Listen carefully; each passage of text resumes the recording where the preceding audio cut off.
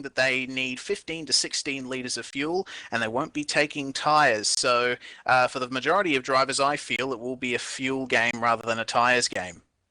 Just a little splash and go, hey?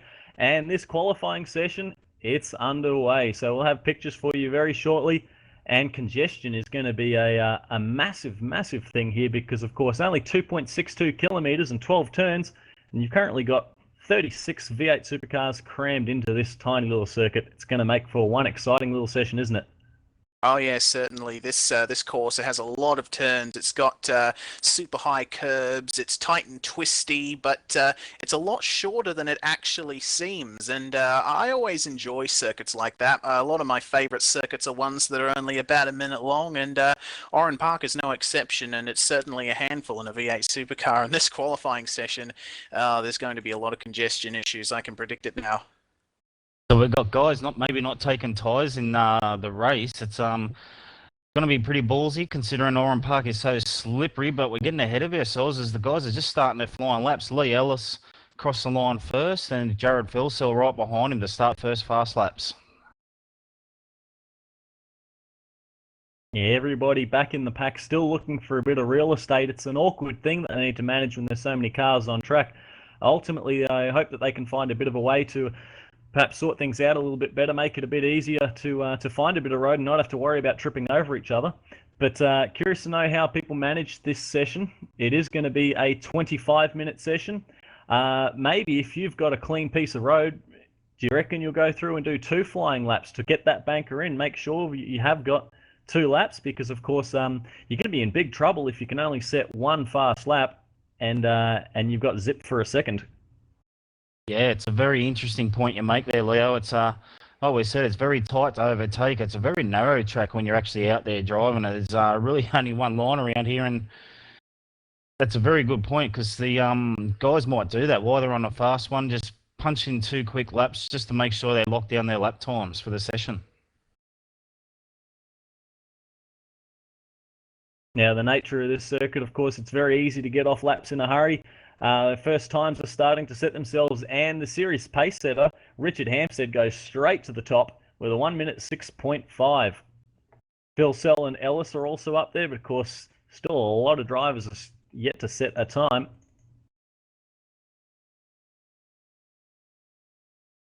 Of course, we might make note, another championship contender, Madison Downs, not with us tonight, so Hampstead, Philsell, those sort of guys will be looking to capitalise on that.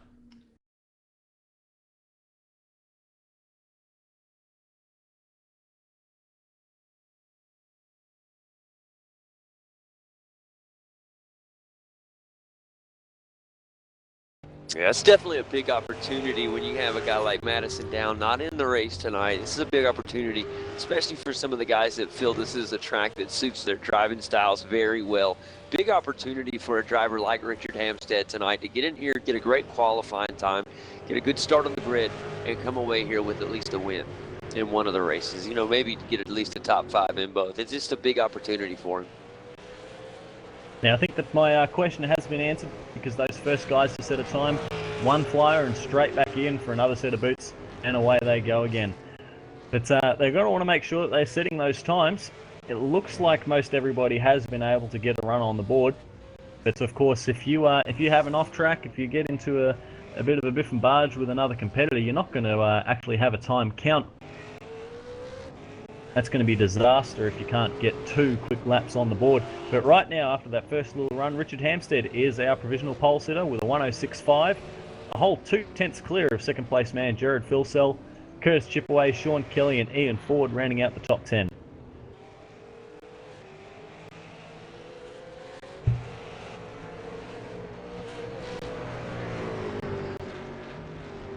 Yeah, as everyone seems to be heading straight back to get new boots.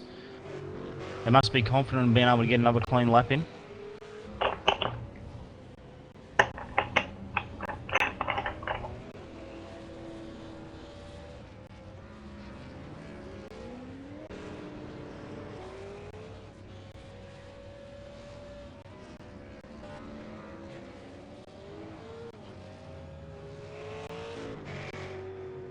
Guys, keeping an eye right now on Tony Ottridge. He's got they're right now absolutely the slowest time. I know he hadn't really hit a full flying lap yet, so I'm looking for him to see what he posts when he comes around.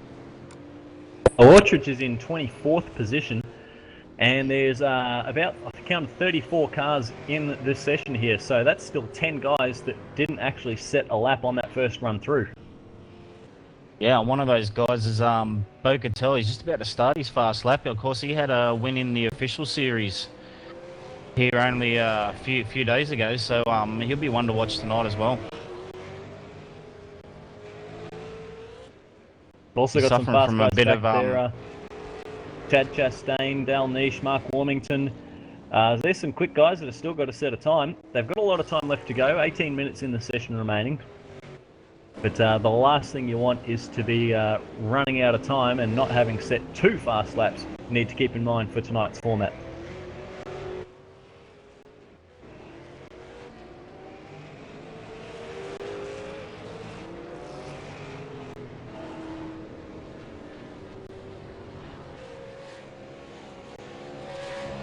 All that, Tony Autridge went back in to get him some new tires.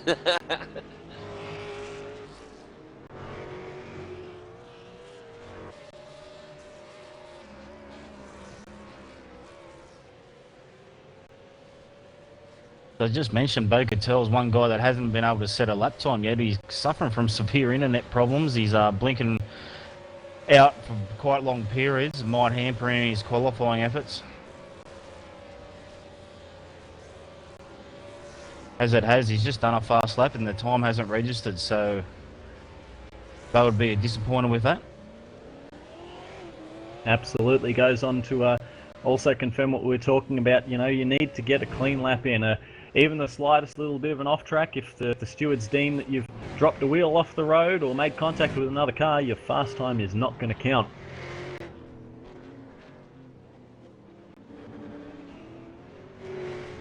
Big train at the exit of pit road there. You've got Hampstead, Parks and Ian Ford, Bobby Ivanovic coming through as well. The guys are just going to try and keep out of his way.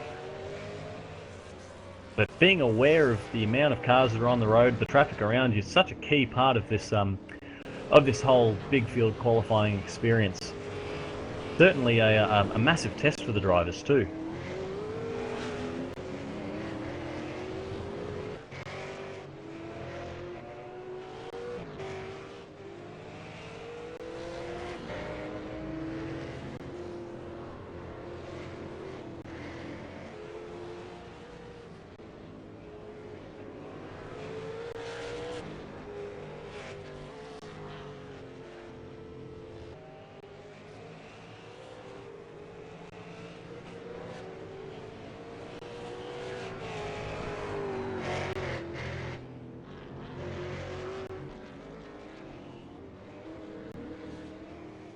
As it stands now, the top 5 hasn't changed too much. Still with Hampstead holding pole position ahead of Philsell, Chipaway, Kelly, and then Ian Ford holding 5th spot. Chastain's moved up into 6th spot. Michael Cracknell, Martin Caroline 8th, 7th and 8th, sorry, and Brad Smith in 9th. But he's just been relegated down because Tony Autridge now there to go. JD's moved up into 5th spot.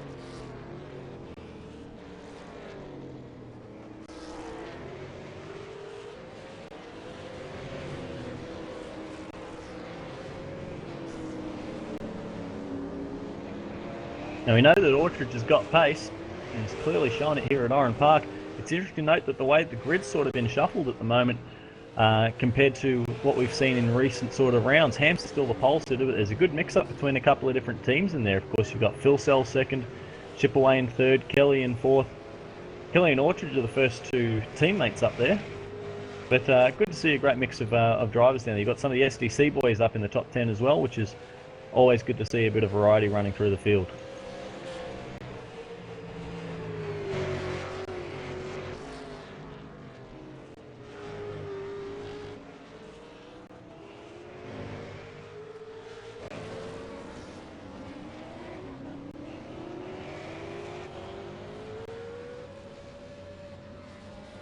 I got Tobias Zurni out there in the DeWalt Penske livery. Maybe things to come with Ambrose joining the Real Life Series next year.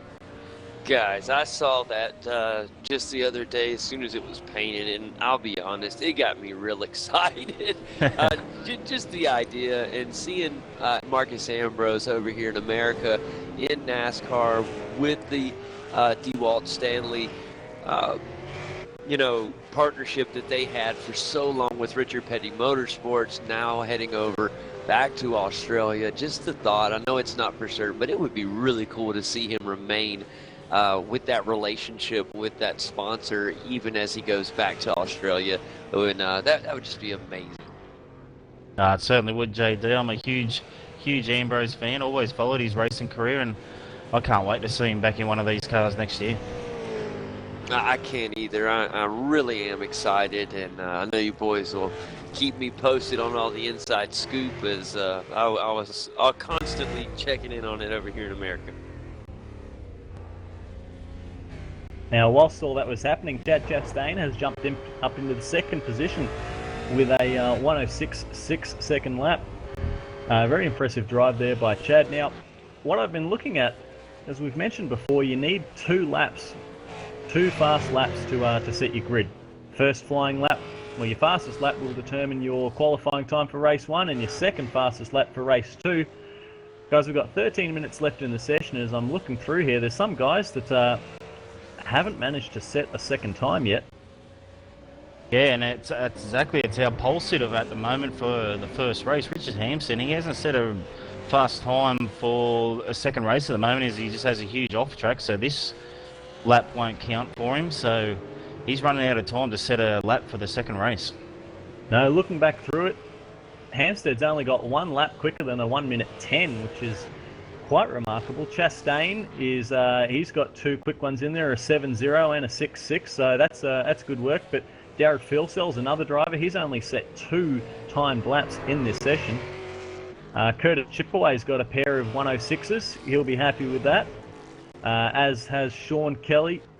Same boat for Michael Fulcher. Tony Autridge needs another. Marty Carroll's got 2 quick ones. So does Mitch McLeod, and so does Ian Ford. So out of the top 10, there's at least 3 or 4 drivers that maybe need to stop chasing that extra tenth and just set a time. Just set a banker, otherwise you're going to be starting way down the back in race 2.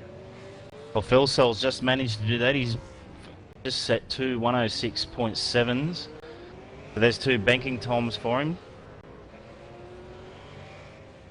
We'll keep a close eye on Hampstead and make sure he can set that second banking time.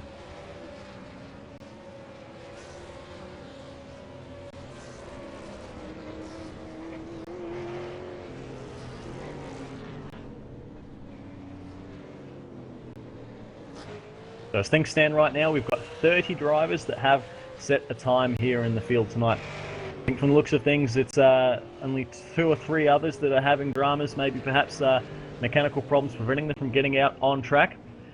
But as things stand right now, Richard Hampstead has the provisional pole from Chad Chastain, Jared Philsell, Curtis Chipaway, Sean Kelly, Michael Fulcher, Tony Autridge, Martin Carroll, Mitch McLeod, and Ian Ford. And as we expect with Oran Park, these times are remarkably close. The top 9 drivers are all in the 1:06 second bracket. Hampstead and Chastain probably with a bit of a gap there, but 3rd down through 5th. Very, very tight. But Ian Ford in 10th position on a 7.0. There's only 2 or 3 tenths of a second down to the top 20. So as you expect with this place, just the smallest little gap. Smallest little misplacement of the car, and it could cost you big. Yeah, Sean Kelly has just jumped up into the 3rd position with a 1:06.748, and Mitch McLeod into the top 10 with a 1:06.954.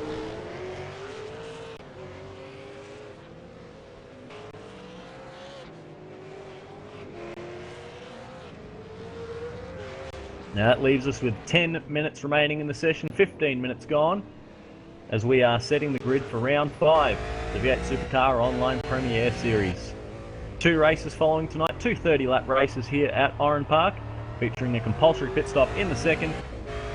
And this is how we're going to determine the grid for our 2 races tonight. Hampstead, currently our pole sitter, but still yet to set a time to get him on the grid for race 2.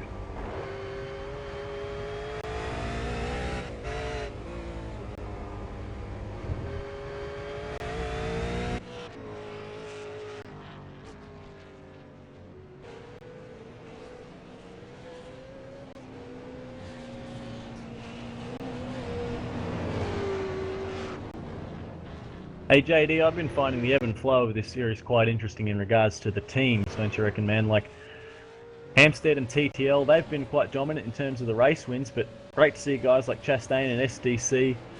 Sean Kelly, as I zoom in on him, he's found himself off in the grass in the TTR car, but Curtis Chipaway, great to see that car up into the top 5 in an unliveried, unsponsored, very interesting looking little layout there. And then Michael Fulcher in 6th place in the Kamikaze team. So great to see a whole bunch of different names and different organisations competing here in this Premier Series, don't you reckon? It's just really great to see. It really is something that's real exciting. And a lot of these teams are really starting to step their game up. I've noticed lately the SDC team really fast on their setups. They've just been working really hard to improve their game. And a lot of other teams looking big as well. But going back to the Curtis Chipaway, that purple chicken's on the side of the car, you got to love that. Yeah, it's distinctive. You won't miss it on the field, will you? And that's what you want. Something noticeable. A bit of an advert for sponsors, perhaps. But we should note that Richard Hampstead has set a second flyer and has improved his marker. He's jumped his fastest lap from a 106.52 to a 106.46. Chastain had also improved.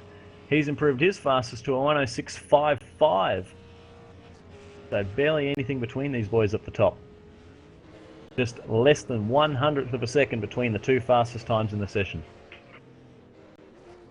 Man, isn't that impressive? I mean, that's just really, really impressive when you think about it. I mean, this is just how tight the talent is up here, especially in the top 10 to 15 drivers right now in this field. Very, very competitive. Just getting me more and more on the edge of my seat. I'm ready for this one, guys.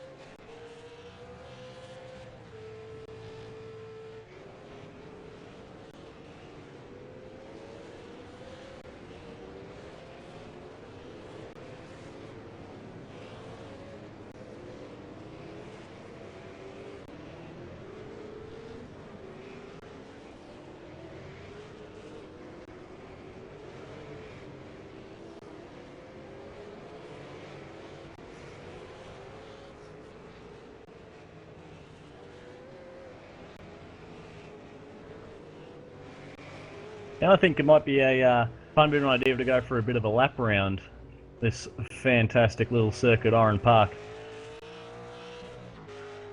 Sounds like a good idea.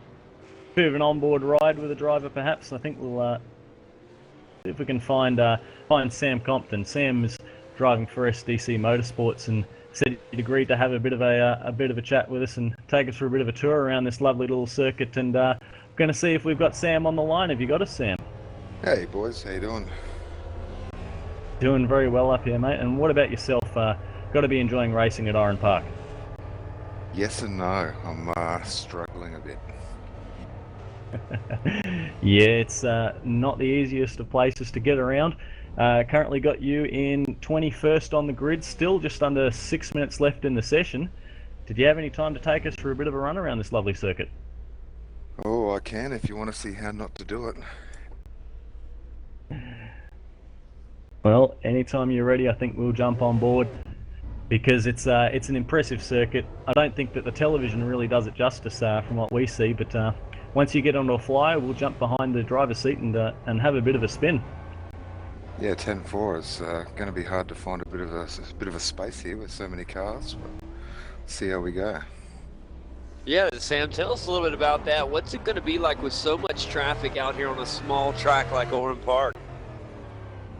Well, it's going to be nose to tail all the way, I think, JD. It's going to be really hard to pass, and if you get stuck behind slower traffic, I don't think there's going to be much you can do unless they be nice to you and let you by. Hopefully you have more friends in the field than enemies, that's right, huh? Yeah, well, I guess that's one of the benefits of having a pretty big team. We've got a few guys here, but I'm going to be running at the back here today, so it might be my job to let the faster guys through. I don't know if you boys are paying attention to the development series race, but we definitely saw that that tyre wear is a bit of an effect. So keep that one in mind as you boys plan your strategy, because you know, running long might help you if you can get some clear air.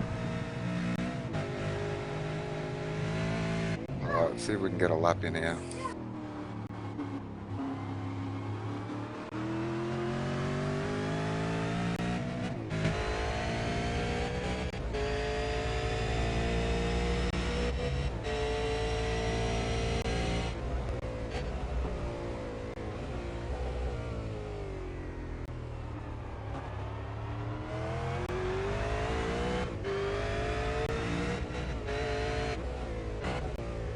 As you can see, there's cars going everywhere.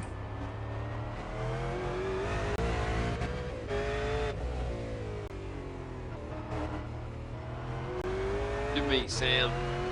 Just now heading up over the bridge section.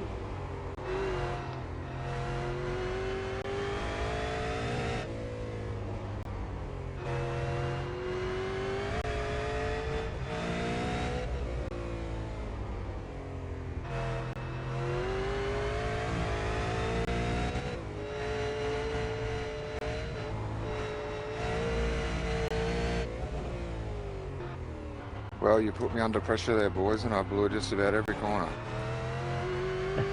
We do appreciate you stopping by with us, Sam.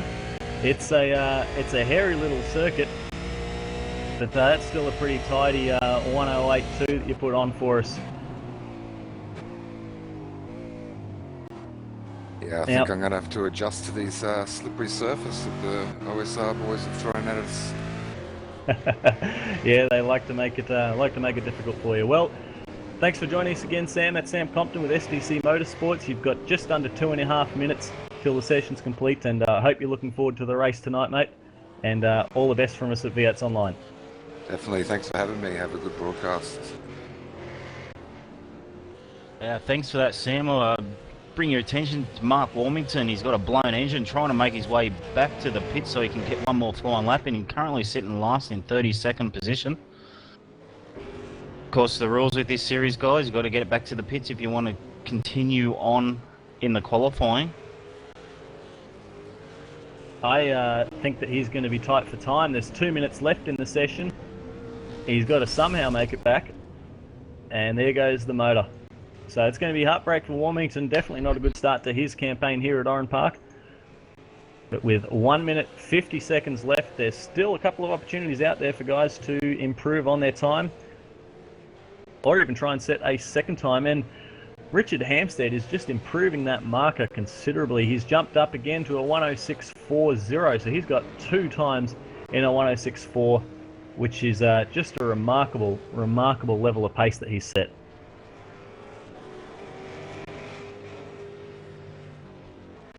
Right now, guys, Michael Fulcher pushing really hard. He's in 4th right now with a 106.68 and seeing if he can gain any extra tenths here on these final seconds of qualifying.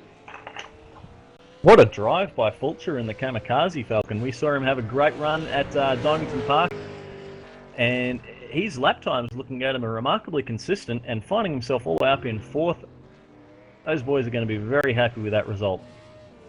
Yeah, certainly, Leo really stood up at Donington, didn't he? And told everyone he's take notice of me in this championship. And he's backed that up tonight with some very impressive lap times throughout qualifying and the pre-qualifying service. Now just 40 seconds remain. There's still a number of cars out on track, hoping to just pull something out of the bag. To give you an idea of the sort of times that we're looking for, Philsell, Fulcher, Kelly, those guys are all on 106.6, and there's just 1,000th separating Michael Fulcher from Sean Kelly. A 681 for Fulcher, a 682 for Kelly. Can't get closer than that. I was about to say, that's as close as it gets out here, fellas. That's pretty close. But check out 6th to 7th, same situation. Curtis Chipaway and Marty Carroll. It's a 66.793 for Chipaway and a 794 for Marty Carroll. They say lightning doesn't strike twice, but perhaps it does. And the checkered flag is going to wave. And it looks like Richard Hampstead is going to claim not just 1, but 2 pole positions here at Oran Park. Fantastic job by Richard Hampstead to capitalize on a humongous opportunity in the series, and he knows he did exactly what he had to do, boys.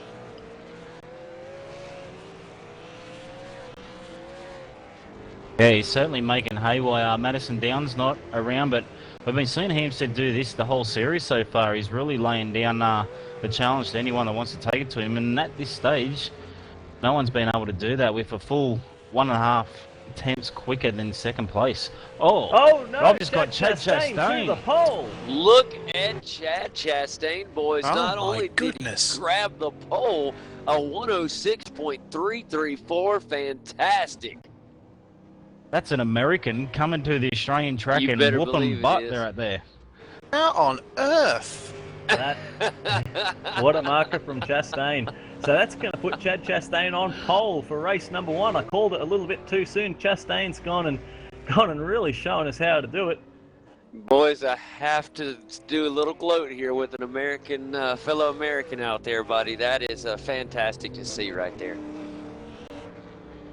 And not only while he was putting that lap time down, he's managed to come on over the radio and advertise the simpit.com website, so he's done a tremendous effort. Oh, he deserves it. Now, we're going to run through the qualifying results, and this is the Group 4 Race 1. Chad Chastain, pole sitter, 106.334. Richard Hampstead completing the front row.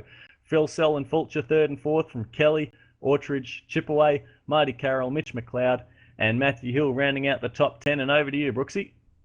Yeah, in 11th we've got Ian Ford, followed by Ellis, Hamilton, Nigel Baines, Cracknell in 15th, Stenberg 16th, Smith, Zurni, Latham in 19th, and rounding out the top 20 is Craig Jones. That's right, boys. Coming in at 21st, it'll be Dale Niche, Sam Compton, 22nd, Heath Brennan in 23rd, Hayden Dodman, 24th. In the 25th slot, it'll be Bobby Jovanovic. In 26th, it'll be Dean O'Brien, Kane Kagaimia in 27th, Chris Dickinson in 28th, Richard Aylward, 29th. In 30th, Jason Dixon. And then Todd Parks and Mark Warmington going to round out the field, 31st and 32nd. Beau Cattel also in the field here tonight, but was unable to set a time. Hopefully he'll be able to make the grid. But we are going to be set for 30 laps here to kick things off at Oran Park. And if that development series race is anything to go by, we're going to be on for a hot contest, especially seeing Chad Chastain take the fight right to Richard Hamilton. And I do want to make Richard Hampstead. I do want to make a quick correction, boys. I apologize to driver the number 511 car. I believe that is Kane Kojimiya. I apologize, Kane. Yeah, he was our pole sitter for the Donington Development Series, and he had a terrific race there. Guys, I want to watch Beau Cattel through this. Unable to set a lap time due to internet connections. I mentioned that he was quite quick in the official series, so he'll be one to watch throughout this field, starting from 33rd spot. That's going to be fun to watch. All right, boys, they're revving up. Let's go racing here right now at Oran Park. Green, green, green. Great jump by Chastain, and look at the third row. It's Fulcher who's got a big charge on, but he can't get a position there because Philsell and Hampstead side by side into turn 1. Yeah, right now we're going to go side by side. Richard Hampstead going to come out right in front of Jared Philsell. Right now, side by side, both of your hybrid racing simulation Fords. Right now, Tony Ottridge and Sean Kelly side by side. They will secede. That way they'll come into line. Now we got another side by side with Curtis Chipaway and Marty Carroll. Marty Carroll made a huge dive from way back at turn 3 and took the position forcibly from Curtis Chipaway. Mitch McLeod trying to buy in as well. But it's going to be Chad Chastain leading as they come over the bridge, and he's got a very solid lead for just one flying lap. Yeah, he certainly hit the ground running from his qualifying pace there. He's opened up around an 8 car length over Hampstead straight away. And this massive train of cars, they're still too wide, a bit further back in the pack. And boys, very impressive to see there hasn't been any major incidents so far. Yeah, been very exciting to see that there hasn't been any major accidents. But while all this is going on in the field, right now, Chad Chastain is taking advantage of a humongous opportunity. Right now, nothing but open track in front of the Sim Pit Ford Falcon. He's out front right now, as Richard Hampstead at about a 3-car length distance behind him. Someone's way off in the dirt there at turn 2. Someone got punted, can't quite catch who that is. I think it's Mitch McLeod. Yeah, Mitch McLeod from 9th position, and he's gone all the way back to dead last. That is tough break for Mitchell McLeod, guys. He was all the way up in 9th. That hurts really bad. Back to what I was saying real quick. This is a big opportunity for Chad Chastain. He's out in the lead as the rest of the field does have to fight single file in pretty good traffic. Now, as I say that, Richard Hampstead has kind of broken away a little bit as well. So we'll see how this pans out, but it won't be long. These boys will be in lap traffic.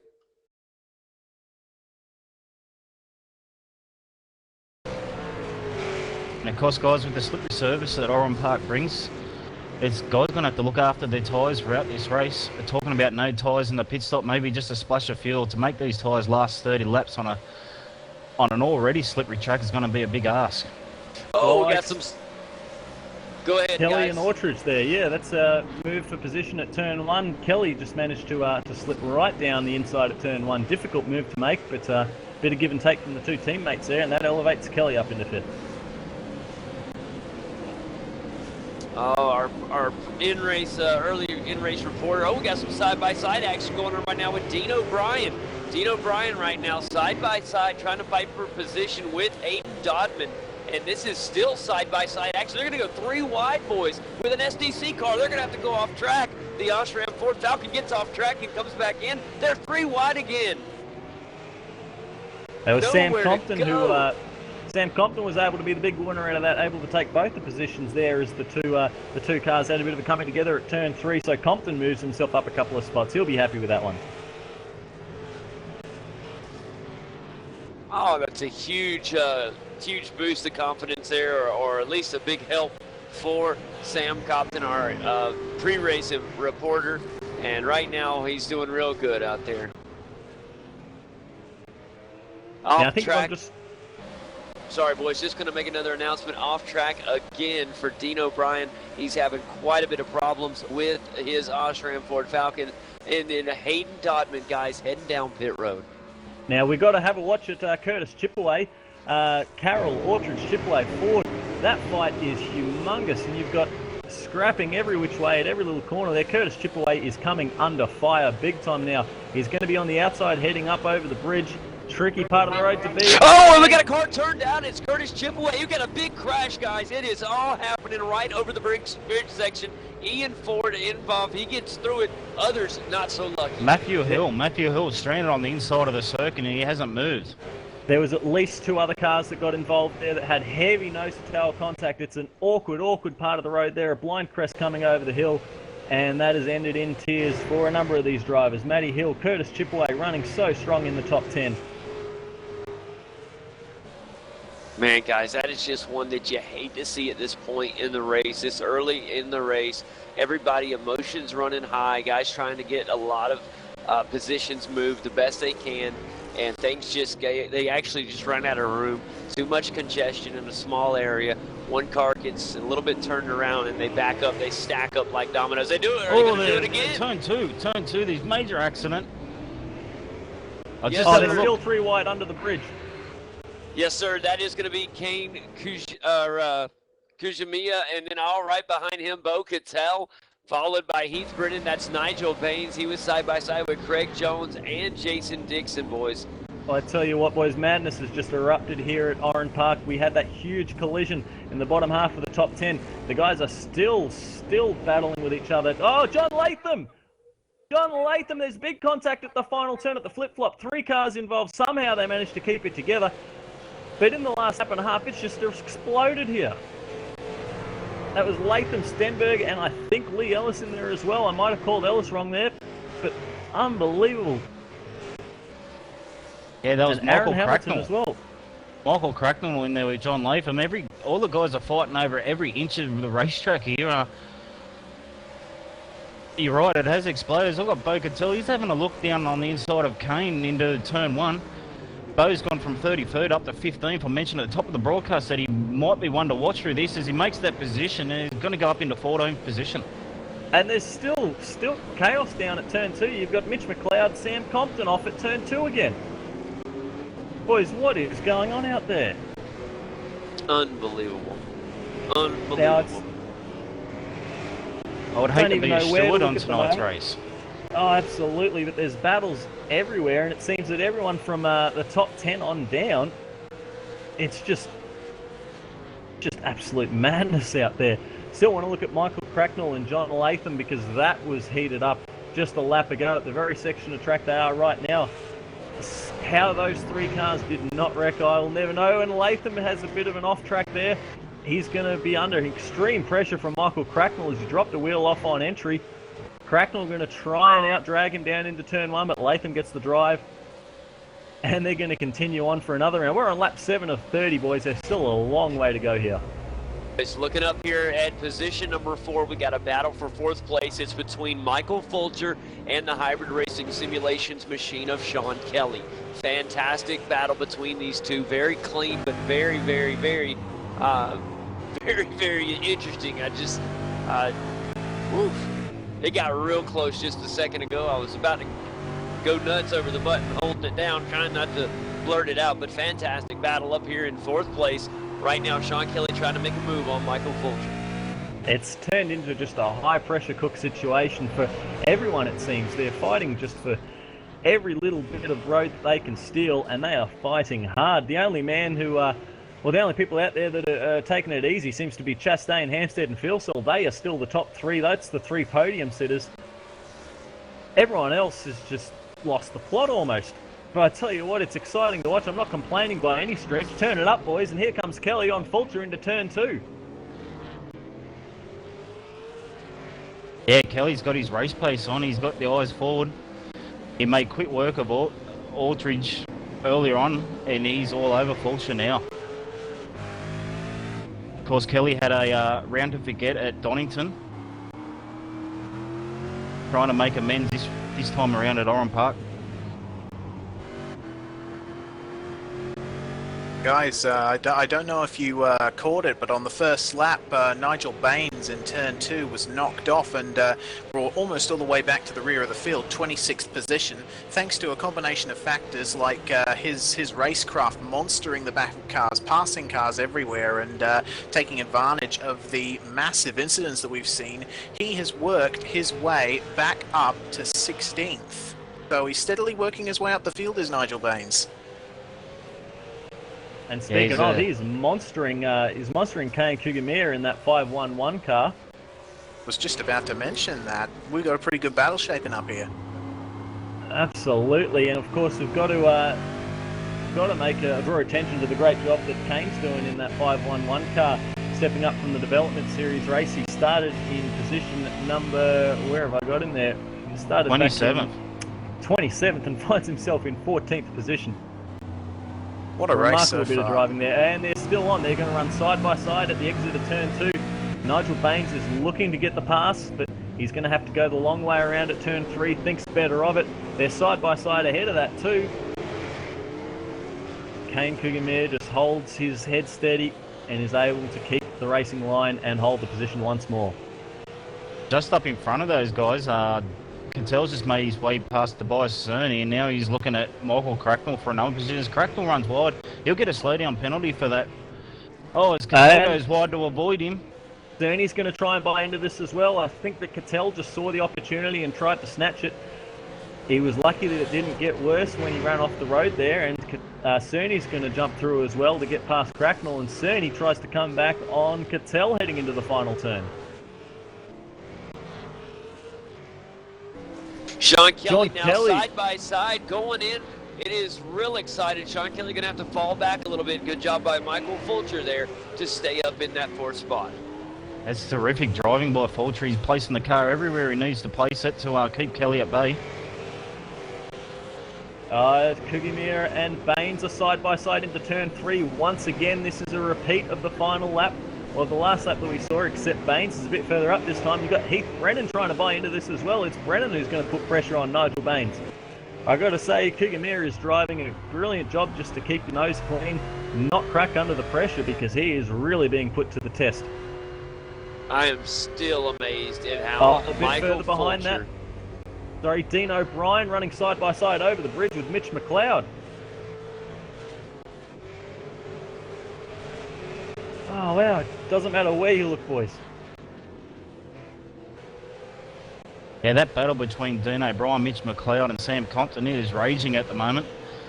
Everywhere I look on track there is a group of 3 or 4 cars just nose to tail battling each other. All right, boys, here it is. Good opportunity right now for Sean Kelly in the hybrid racing simulations Ford. He's right behind Michael Fulcher, and at any moment he's going to go side by side. Will he look to try to get side by side again coming through turn 3? Well, now they're going over the bridge section, so it won't be this time. Maybe on the final turn if he can get on the inside. He is really looking to get up in that 4th spot. Here he comes, guys. Good run from Sean Kelly. Got a little loose at the exit curve there, really hard. Kelly's looking very racy on all of these slow-speed corners back here, but Fulcher's doing a great job off that final turn and at turn 3. Those are the key positions where you need to be able to get the drive down, and he's doing everything that he needs to be doing. Now, the stewards, of course, going to have their hands full with all this mess that's been going on. Lap 12 out of 30, still plenty to go, and with some news, down to Reese in the pits.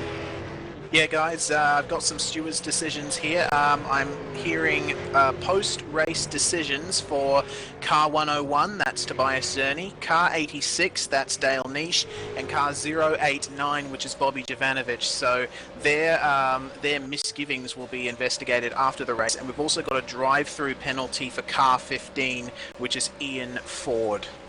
Oh, that's tough for Ian. He had a good race going, guys. How about the side-by-side action between him and Curtis Chipaway right now? Good job by Ian Ford to make it around Kurt. Now, there's a number of battles out there that are well underway that we're going to have to keep our eye on. Dean O'Brien and Mark Warmington, for example, as O'Brien has a look up the inside. Tricky part of the road, though. Guys, Dean having some issues with connection. Well, there we go. That's a terrible bit of commentator's curse. I hope not. But I was just going to say, it doesn't matter where we look. There's some important ones we've got to keep an eye on. Nigel Baines and Kane Kugamiya, that is still raging on. Zurni and Cattel, same situation. Bit further up the road, of course, Kelly and Fulcher. We've documented that one well. But most importantly, I'm looking at right up the front. Chad Chastain's lead has been slashed. It's 0.6 of a second at the line the last time by. Hampstead has been putting massive pressure on our race leader, Chad Chastain, and looks like if Chastain's going to respond, he's going to have to do it now because Hampstead is coming. Yeah, guys, the pressure really starting to heat up there in the 139 car of Chad Chastain. The Sim Pit Falcon doing everything he can to stay ahead of the fast-paced Richard Hampstead. Keep your eye on this as he continues to inch closer.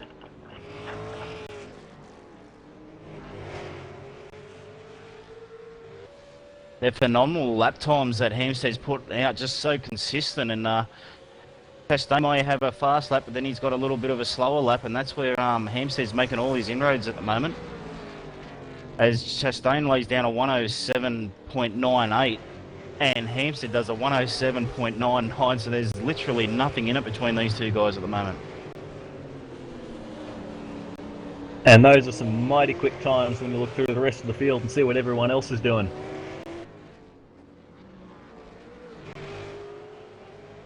But we're 14 laps in, and I can see this battle at the front raging for the next 16 laps for sure, guys. Chastain's not going to give up this lead easily.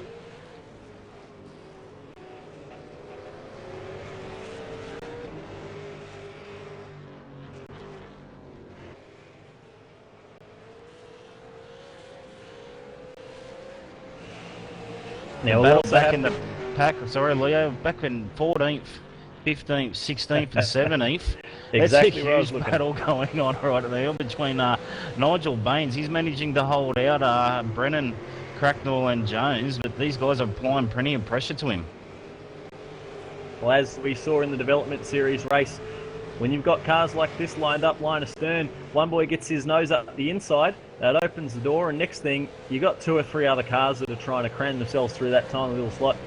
And with the way these guys have been racing, I think that any gap that they see, they're just going to lunge for it like you would not believe. All right, boys, we're coming up on the fuel window. When will we see leader Chad Chastain or Richard Hampstead dug down into the pits? They're on lap 15 right now. It could happen anytime.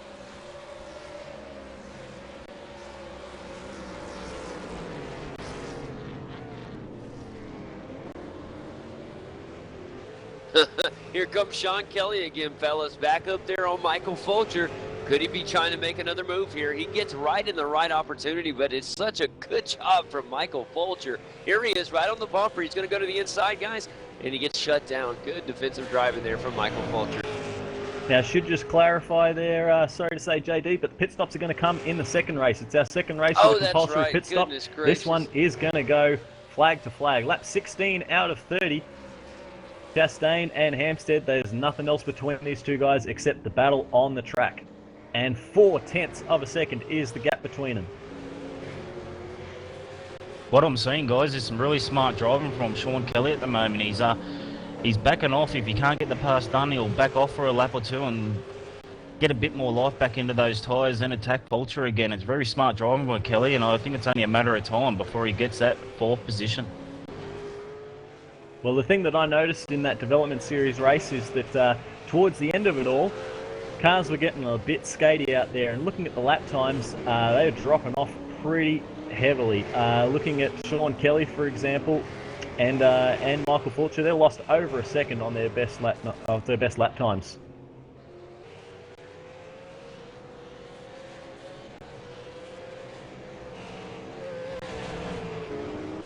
All right, here he comes now. Will we see Richard Hampstead? He is right in striking position, guys. It is now an official battle for the lead. He's going to move to the inside as they head down into turn one. Doesn't get the momentum, and he needs to try to make it. Here he goes. There's a dive. There's a dive. Here he is. Let's see if he gets the grip needed and the momentum to make the pass.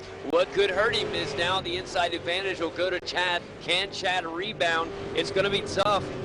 Let's see what happens. Big opportunity right here for Chad to regain his lead and hold it. Here we go. Goes to the middle just right. Beautiful job by Chad to hold on.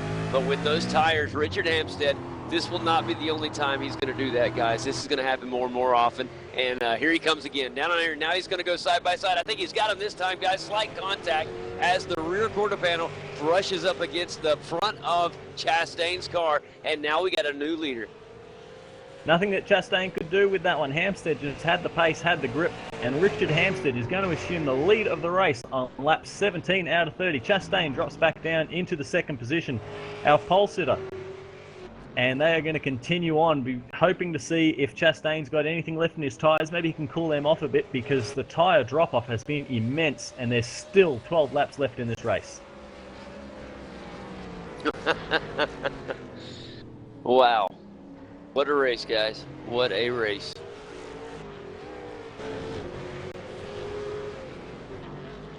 Now, still plenty of action on track and off track. And down to Reese in the pits with a bit of an update. Yeah, guys, I'm hearing a few tidbits of information from certain drivers. I'm hearing that Lee Ellis and Martin Carroll, both guys running in the top 10, they're both having issues. Lee Ellis is having car issues. He's down on straight line speed, and he hopes it doesn't affect his engine in the long run. Now, usually, because Oran Park is such a tight, twisty circuit, straight line speed isn't necessarily an issue. But since it's an engine problem, it could turn out to be quite the problem in the long run. And Martin Carroll of SDC Motorsports, I'm hearing that he is having issues with his graphics card, and he's currently running 6th. So if any sort of fatal error were to happen, that would be a very big blow for Martin Carroll. Yeah, that's true, Reese. It's Martin Carroll's last lap around was a minute 12, so he obviously had an off track there somewhere. But I'm looking at the front of Lee Ellis's car, and it is completely stoved in. So that engine wouldn't be doing too well, and considering there's still over 12 laps to go in this race, you better nurse it to the finish. Yeah, so I think there's going to be a few position changes in the top 10 before the end of this race, guys. Needless to say.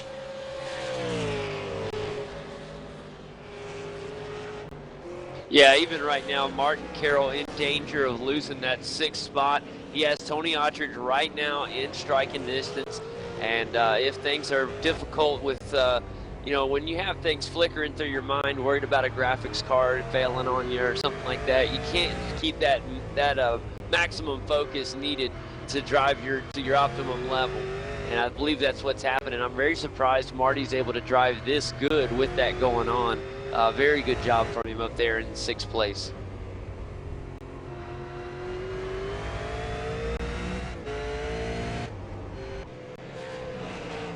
Well, guys, up in the front, Richard Hampstead has taken advantage of his fresh air up there in the clean air. He has drove up to over a second lead now over Chad Chastain now, or right at it. So Chad Chastain has to get back on it, find a way to get back up on that high horse and get back up in the lead. At least try to fight for it.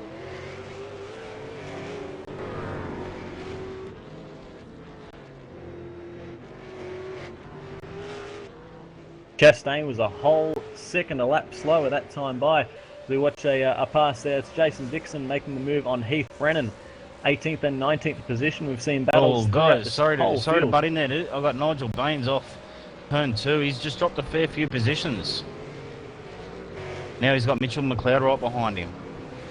Now, we saw earlier in the race when that happened, someone drops the wheel off, someone has a bit of a moment, and the drivers were just like a pack of sharks, jump on any opportunity that they had. Guys, I want to bring up a quick point. Looking back on the beginning of this race, Beau Cattel started in the 33rd position. Right now, Beau is currently in 11th position and continuing to try to move up through this field. Next on the list for him is a pass into the top 10 if he can find his way around the 37 car of John Latham. Keep your eye on Beau Cattel, guys. Yeah, the two guys in front, Latham and Ellis, he's about 4 to 5 tenths quicker a lap than the pair of those guys, so he'll be looking to pressure him sooner, especially with what Reese mentioned earlier with Ellis's dramas. And Tobias Zurni in that DeWalt Oh, Ford he's is off track, boys. Oh. Completely off track. He's going to save it, but that's going to cost him detrimental time, and he's going to fall in behind Tobias Zurni a good few seconds back. Tough break there for Beau. The commentator cursed me. I got him. I'm sorry, Beau. I apologize. Well, he has only lost one position there. Hopefully it hasn't hurt his tyres too bad, but one position he's lost. Tobias Zurni back there is still running quicker than Latham and Ellis. Those two are locked in a fight, so there's nothing to say that Cattel can't close right up on those boys again, because there's only 10 laps remaining in the race. As soon as they start to fight, that could reel him right back in.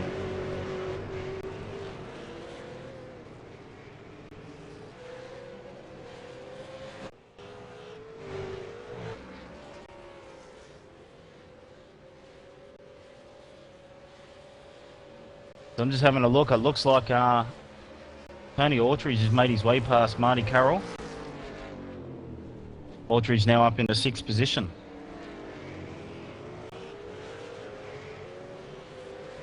Man, what a fantastic run. This has just been just amazing, guys, as the race. We still got so much more action left to go, but this thing from the drop of the green flag has been non-stop action-packed racing at its best. This is what the Premier Series is all about, guys. This is why we circled Oran Park when we first heard it was going to be on the schedule. Unbelievable. Let's take a look at Nigel I don't think I Baines took now. a breath for that first turn lap. Oh, JD. Baines is off. Mitch McLeod and Nigel Baines have it coming together, exiting turn 3, and it's Baines who goes spinning across the scenery. Yeah, somehow Nigel kept it out of the tire barrier, but the biggest part of this is not going to be the damage. It's going to be all these positions he's losing. He cannot get back on the track. There's just nowhere for him to go. He can't enter. He Nigel literally Baines has has to, really been in the wars this race, hasn't he? He has had just a bad run of events, and he had a good run going early, but it just hadn't fallen his way, guys.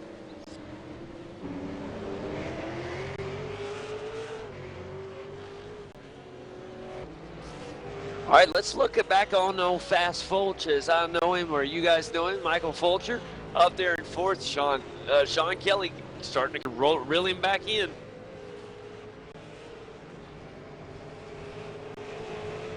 Yeah, here comes Sean Kelly now. He has a good run, man. I tell you what, though, it's so deceiving. Every time that I catch this battle starting to happen, or when they fight for position, I keep cutting Michael Fulcher short.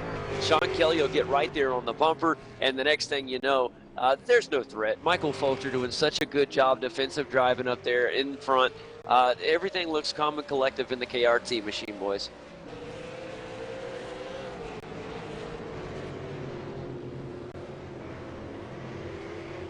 Jason Dixon and Ian Ford. That was a bit of a big sideways moment from Dixon. He is under extreme pressure. Ian Ford going to have a bit of a dive. It's a tough corner to make a move on. Dixon's going to hold on to the position. We're going to head down towards the flip-flop and the final turn. We're going to think about a dive up the inside. Guys, there. Sorry, John Latham. Oh, makes a pass and goes off the road. He's in the wall. Lee Ellis will make the pass. John Latham is in the wall, boys. Car's going to come back in a few spots back, so he'll lose that top 10 position that he had. Tough break for him. That is unfortunate for the 37 car. Latham was fighting with Ellis and Zurni. What happened there to him, JD? Did you catch the incident? Yes, I did. It was I just saw it up in the corner of my eye because I was actually watching I was watching the car behind him, and it looked like they were getting a little racy, and it just looked like Lee Ellis just lost control, John Latham just lost control, kind of like what we saw with Beau Cattel. Now, whilst that was happening, he tried to hold the outside around turn 1. Extremely hard to do there. Just dropped those right-hand wheels onto the dirt and lost all control of it. As that was happening, we see Ian Ford make the move on Jason Dixon. You've also got Heath Brennan right there and Bobby Ivanovic not far behind. And these boys are, of course, chasing down Craig Jones. So that is a 5-car battle for position. And they are really turning it up here at Oran Park. 6 laps remain. Well, boys, we got to give credit there to Reese Gardner for his update. It has proven there has been position changes up in the top 10, but looking back, Martin Carroll still holding on. He did fall to Tony Ottridge, but he is still in 7th place, so hanging on tightly there. And then we look at Lee Ellis. He's actually moved up to 9th after the John Latham incident. A lot of damage there, worried about the engine trouble, but guys, he's still holding on to that 9th place spot. Here comes Tobias Zurni, maybe to give him some trouble. Back out front, there is no worries if you're Richard Hampstead, as he is over a 2-second lead now in front. No troubles ahead of him. Looks like he has pretty open road ahead of him. If he can just race his race, he should be okay. Sorry to butt in there, JD. Sean Kelly, just give Fulcher a little nudge heading into turn 2. Fulcher done extremely well to hold on to it. But Sean Kelly is all over the back of Fulcher at the moment. Guys, these two have been going on the entire race. They have not let up at all. It has been Michael Fulcher and Sean Kelly. Michael has been doing a fantastic job of holding on to that 4th place position. And Sean Kelly, you wonder if he'll finally get it here before the checkered waves. Now the other battle I want to watch, Tobias Zurni and Lee Ellis. Zurni has been looking mighty quick behind Lee Ellis. That's the fight for 9th and 10th on the road. Beau Cattel, of course, is just a couple of, about a second behind that. But Zurni's been looking very competitive. He just hasn't been able to find a way around. Side by side, we got some contact, boys. This is Craig Jones right now with Ian Ford. Ian down on the inside, going to make a move. And Ian Ford will pull ahead there. And the Dimmadov Ford Falcon makes a move, and he'll make the pass. Jason Dixon now trying to hold off Bobby Jovanovic. And here comes Bobby. He's up, made a pass again, so 2 spots lost for Jason Dixon. And Craig Jones dropping backwards in the middle of all that. He looks like he's a sitting duck. Ford got the move done. He was left high and wide coming over the bridge, and Dixon just quickly slid up and took the position from him as well.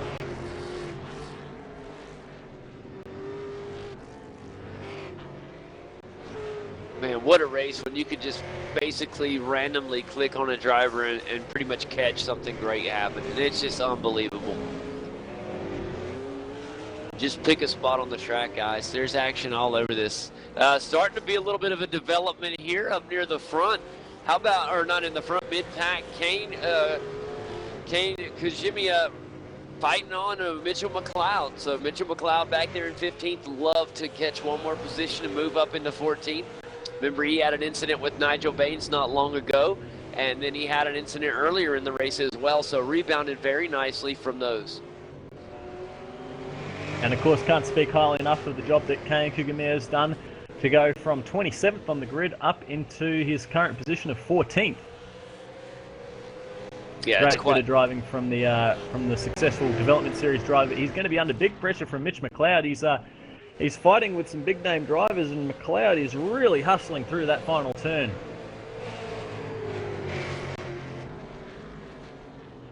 you what, guys, I'm looking at the back end of the top 10, Lee Ellis and Tobias Zurni. I've just heard Lee Ellis is reporting to his team bosses that he feels like he's carrying a parachute behind him in reference to his straight line speed.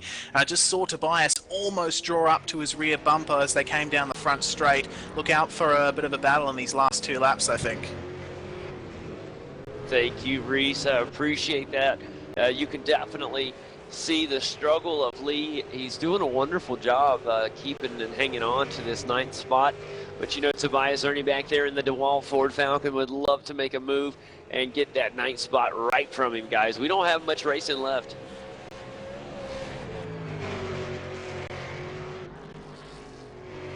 More troubles for Mitchell McLeod. It looks like we're hearing as another off track for him. It has just been one thing after another for him. And he has regained on the track, but we'll see how he comes out here. Tobias Zurni is getting closer and closer to Lee Ellis by the second, guys. This is a really good battle developing right now.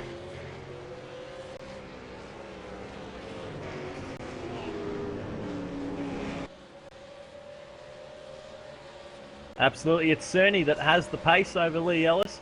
0.2 of a second quicker that last time by, but Ellis has the track position, and that is king around Oran Park. Tricky little circuit. They've only got a lap and a half to go. Race leader Richard Hampstead has just begun his final lap of the race. He's 2.6 kilometres from another win in the online Premier Series.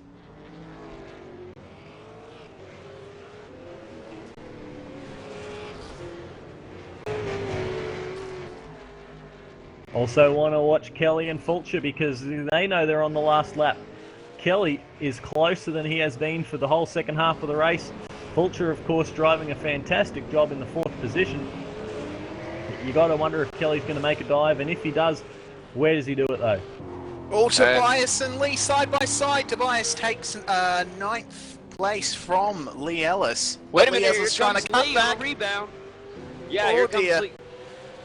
Seen this plenty of times before. So Zurni has the preferred line.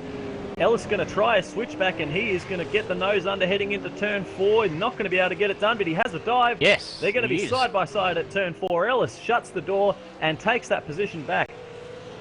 However, up the front, Richard Hampstead crosses the line, takes the checkered flag for another victory. Brilliant drive to take the win over Chad Chastain and Jared Philsell. Looks like Fulcher is going to get home ahead of Kelly.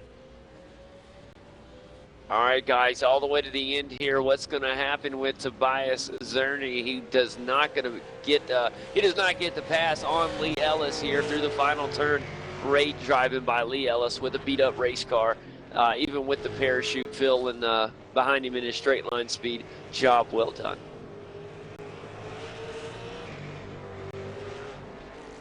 Man, what a race, guys! What a race! What a race. It certainly had everything that race. First lap was quite calm, and then it just exploded that race. Terrific racing by pretty much the large part of that field. There was battles all over the place and good clean racing. I will say I think that the fights that we had in this race throughout the whole field, throughout the whole race, were probably some of the most intense and furious that we have seen in this online Premier Series. A true test for the drivers. And there's going to be a lot of people that are going to be very, very happy with the show that they put on. Although it was a fantastic show, but there's also going to be a lot of very unhappy drivers because there was a fair bit of biff and barge in there. Well, how about the job, guys, from Richard Hampstead? We saw Chad Chastain in qualifying, steal the pole. A phenomenal race from him, but Richard Hampstead never gave up. Kept on the trail, and it paid off in the end with a victory here in race 1. Fantastic run. So we're going to run through the race results for race number 1 because we have Richard Hampstead who brought it home for another victory here in the online Premier Series. Our pole sitter Chad Chastain came home in second, and Jared Philsell rounds out the podium. Michael Fulcher held on for 4th with a brilliant drive over Sean Kelly, Tony Autridge, Martin Carroll, Kurt Stenberg, Lee Ellis, and Tobias Zurni. We, of course, watched that fantastic battle. That rounds out the top 10. Yeah, and in 11th we had Beau Cattel all the way from 33rd spot, moved up 22 spots to 11th. Just behind him, John Latham. in 12th. 13th went to Michael Cracknell. 14th to Kane Kugimar, sorry, Kane if I got that wrong. 15th went to Mitchell McLeod. 16th to Ian Ford. Jason Dixon come 17th. Craig Jones and Bobby Javinkovic, and then 20th into Sam Compton. That's right, buddy. In 21st, Curtis Chipaway, as he had quite a day. Heath Brennan, 22nd. 23rd went to Mark Warmington. Richard Aylward, 24th. 25th went to Aaron Hamilton. Brad Smith scores a 26th finish. 27th for Nigel Baines. Dean O'Brien will finish in the 28th spot, with Dale Niche taking 29th. Matt Hill rounds out 30 cars. Also, Hayden Dodman, Chris Dickinson, unfortunately, didn't make the finish. There was a lot of action, a lot of excitement, and a lot of intense battles throughout that entire race. And boys, we're going to do it all again. Another 30 laps from Oran Park coming up very shortly. We're going to have to jump over across onto that server, getting ready for the next race. But as a bit of a new feature here at V8s Online, we've put together something of a driver spotlight, just to put a bit of a shine on the some of the drivers involved in the online Premier Series. So I'll let you all sit back and enjoy this little video we put together, and we'll be right back after this little break for more action from Oran Park.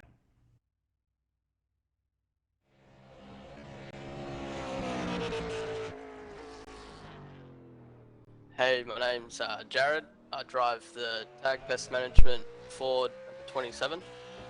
I've been on the iRacing scene for just over a year now. It'll be coming up on about a year that I've been driving the V8. I definitely didn't expect to have such good results straight away as soon as I got in the top split, but I'm a competitive person, so I really wanted to get up there and win. I'm pretty happy to do so. Racing in the Premier Series is some of the fiercest competition ever.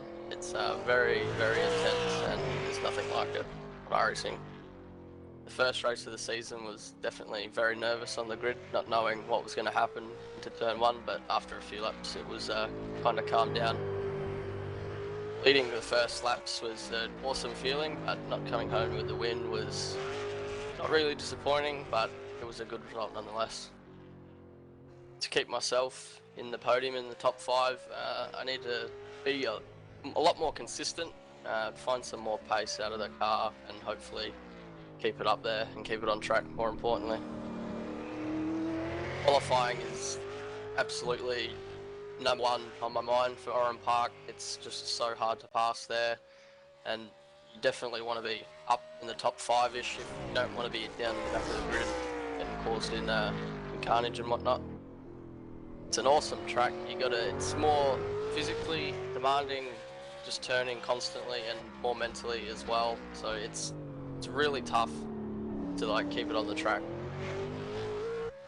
To finish in the top 3 would be a definite advantage for me, just knowing I can be up there consistently to take it to the likes of Madison and Richard. Hopefully towards the end of the season, come in Giro time for the Bathurst event, I can get up there and hopefully go for a win once we develop our setup a lot more. I'm Jared Philsell. I hope you enjoy the racing from Oran Park, broadcasted from V8s Online.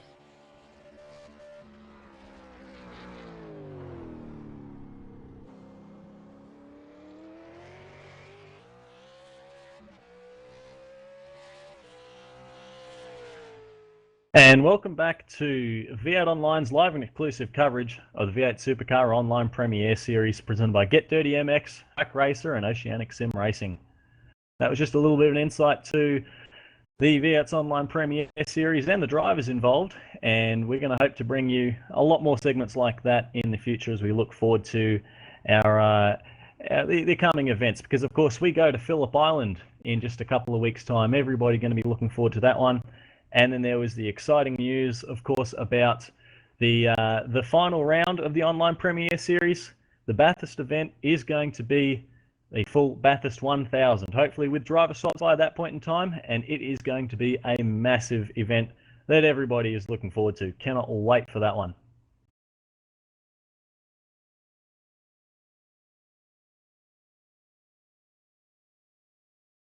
Now we are getting ready for the session to be up and ready to go here at Oran Park.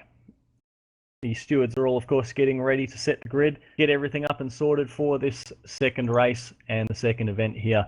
But the first one, of course, was a fantastic curtain raiser. I think even for most people that would be enough, but we're going to go around and do it all again. And JD, what do you think we're going to expect this time, buddy, with the pit stop to come into play? Different strategies, perhaps. People might be looking to save their tyres and make a bit of a jump in the pits, you think?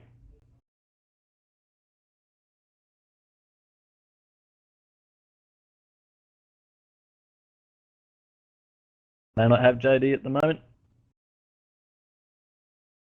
I think I've got Reese here with me. Are you there, Reese? Yeah, I am here, Leo. Fantastic, mate. Just talking about your neck of the woods and the pit stop game, because of course that's going to be a feature in this second race. It's going to be a compulsory pit stop and a big opportunity to mix things up a bit. But man, with the way those tyres fell off, do you think that anyone would make a gamble and grab some fresh boots at the end of this one?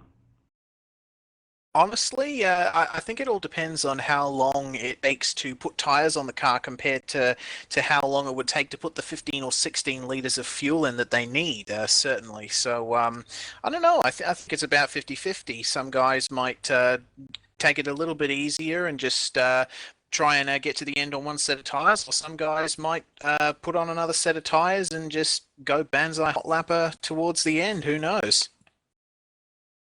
Well, looking at it there, I saw that there was a couple of guys that were definitely a second a lap slower than their fast lap. Sometimes even a second and a half. So let's say that it's well, it all depends on how long those pit stops go for. If you take 6 seconds of fuel and it takes 12 seconds to change a set of tires, just speculating on that, you could almost say that 6 seconds, you'll give up 6 seconds. And if you can get those 6 seconds back through pace, then it's been the right move. So I'll be very keen to see if anybody takes that gamble. As will I. And if I do find out anything about what strategies these guys will be running, I will get back to you guys 100%.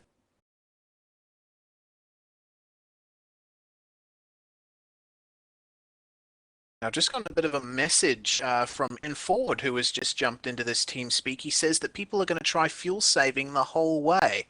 So we might not see guys stopping for fuel. Whilst we're waiting for this session to jump up, might be a bit of an opportunity to have a bit of a chat to the boys that have stuck their hands up there, because yeah, certainly. Everyone getting ready to go, still waiting for the session to jump up here. But I guess Reese, why don't you to have a bit of a poke there with Ian and tell us what you can find out. Yeah, certainly. Ian, are you there? Yeah, man, definitely here. Okay, so this is some interesting information that you sent to me. People are going to try fuel saving the whole way. So this mean that people may be concentrating on tyres in their pit stops, given how big the fall off was in race 1? I'm pretty sure tyres won't be the key, but there's going to be people taking 2 tyres, 4 tyres, whatever it takes to get past other cars. And I'm pretty certain there's definitely going to be cars in the field trying to make it the whole way. Okay, so are you saying that people may stop for less fuel, or maybe just not bother stopping for fuel at all and just changing tyres? Because it's about 15 or 16 litres, I heard, that people may need to get at their stops. Yeah, I'm pretty sure people are going to see how it goes in warm up and try and make it the whole way with no stop. It might balance out like it did a couple of seasons ago at Montreal. Montreal is always a good race. That's going to be a big one to see how it works out. Thanks for dropping in, Ian. It was a pretty intense race that you were a part of. Hopefully we'll be able to have a proper chat to you after this second event. But I see that the session is up and running, so we might let you jump off and get some practice laps in before we get underway. Thank you. I'll practice putting my right foot down a bit more. And we've also got Marty Carroll who's joined us. Are you there, Marty? Yeah, I'm here, guys. Thanks for having me. Not a problem, mate. It was an action-packed first race, and we're hoping for more of the same excitement here in the second. And what are your thoughts heading into the differences that we're going to see tonight with a compulsory pit stop compared to the first one? Yeah, like Ian was saying there, people may try. we've worked out our average fuel burn's about 2 to 2.1 litres a lap. So with the fuel restriction to about 45 litres, it's going to be touch and go. You're going to have to run at about 1.75 fuel burn to try and get close. And I don't know whether the lap times will be comparable or not. So we're still up in arms what we're doing with our strategy. Just like the first race, I think we got our race set done about 5 minutes before qualifying. So it's been exciting. Exciting is the key word there, my friend, and we're looking forward to seeing how it all turns out. And that session's up, so we're going to let you go and get things ready, and we'll have a chat to you afterwards. Lovely, thank you guys.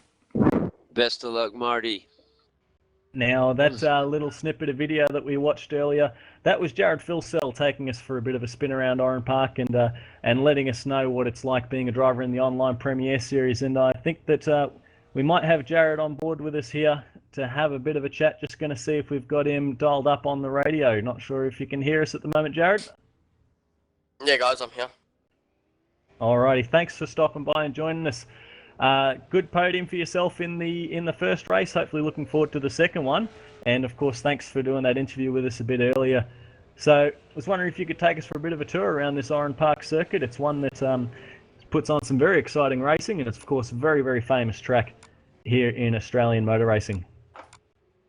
Yeah, definitely. It was quite an interesting race, to be honest. I was saving my tyres the whole race, and I didn't even get close to the guys in front towards the end of the race. So yeah, I'm not sure. I think my set just really eats up the tyres a bit too much.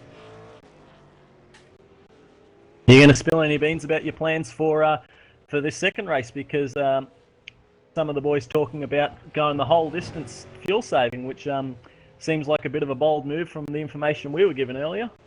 Yeah, definitely. I don't know. I could do it, but I don't really want to do that. I really want to try and mix it with Richard and Chad, because I don't think I could probably make it on 45 litres of fuel. That's pretty tough.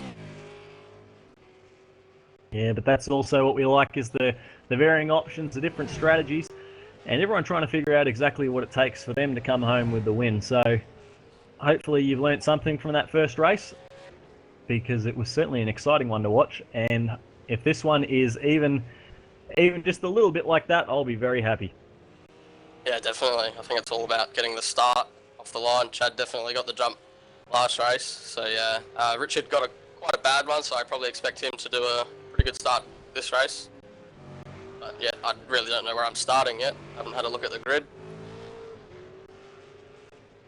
I was just wondering, Jared, if you've heard from the stewards and race control, what's the requirements on pit stop? I was just reading the forums earlier, and it's got a pit requirement, a compulsory pit service. Service is required, but then it's also got further down in the briefing, no compulsory pit stop. So do you know if you have to stop, or? I think you can do whatever you got to do to get it to the end of the race, I think. Okay, well that clarifies a few things. There might be some drivers out there thinking they have to stop, so. I think probably having the stop would be a bit safer, just to limit the risk, I guess. But if people want to go fuel safe, they can go do it. I don't mind. Well, you obviously think your fastest strategy is to pit, get the splash of fuel, and get to the end. Yeah, definitely. I haven't even worked out the fuel to see how much you need to make it, to be honest. So if I could get Carwin to check that out for me, I might even change my strategy. That's the way, mate. Leave it all up to the race engineer. Yep. That's what they're there for. Well, rounding up a 10-minute practice session, and then, of course, 30 laps of racing. Any hot tips for what you expect that we're going to see this time by? Is it going to be more of the same or something completely different? I think it'll be completely different with pit stops, and it was really hard in quali to try and get a clean lap without hurting someone's lap time coming out the pits, so it's definitely going to be interesting. Might even see a bit of contact. Jared, I'll say that you perhaps had the, I guess, the most uneventful ride out of anyone in the field. When you get the time, go back and watch the rest of race 1, because you're the only person, I think, that did not have some form of mayhem, because it was an explosive one. You wait and see, mate. Yeah, it definitely was pretty calm and collected from where I was sitting. Yeah, not the same for everybody else. Well, I think we might let you get back to it. There's only a couple of minutes left for you to get those final preparations sorted, but thanks for dropping in and looking forward to another exciting race, and all the best for that one. We'll talk to you afterwards. Cheers, guys. Man, good luck, Jared. Good luck, mate. Boys, I'm stoked and excited for this one. Race 1, if it is any indication on what we're about to see in race 2, we are in for one heck of a treat. Yeah, and to throw in, guys might be fuel saving as well. This is just a whole nother element to this race. It's going to be on.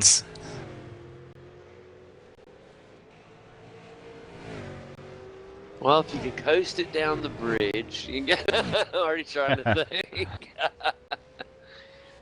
Hey, you look at the layout of this track. It's not really a track where fuel saving would be an easy task. Not a whole lot of huge, heavy braking zones. That's where I save all my fuel when I'm driving this car. So the guys that choose to fuel save, they're going to have to be right on the game.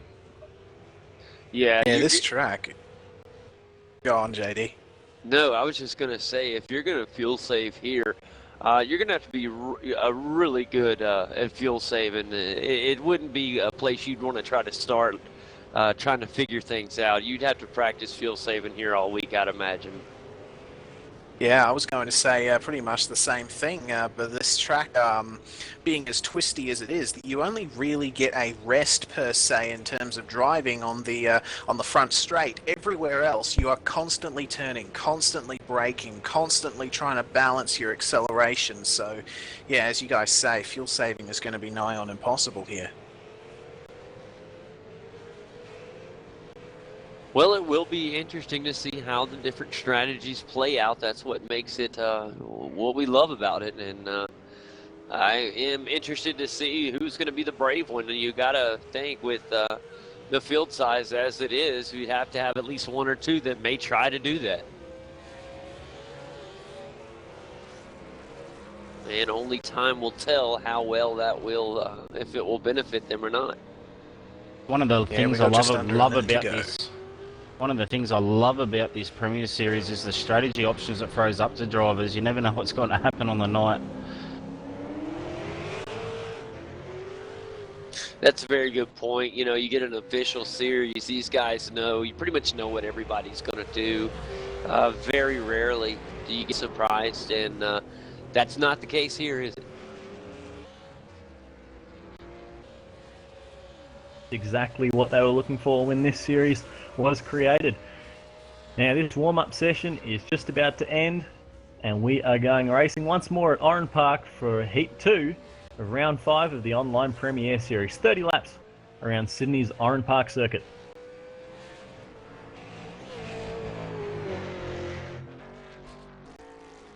I'm going to run through the starting grid for you here because, as we mentioned, a different qualifying format. Richard Hampstead is the pole sitter for this second race of 2. Chad Chastain, pole sitter from race 1, is on the front row. Sean Kelly and Jared Philsell, Michael Fulcher, Tony Ortridge, Curtis Chipaway, Mitch McLeod, Martin Carroll, and Ian Ford. That is going to round out the top 10.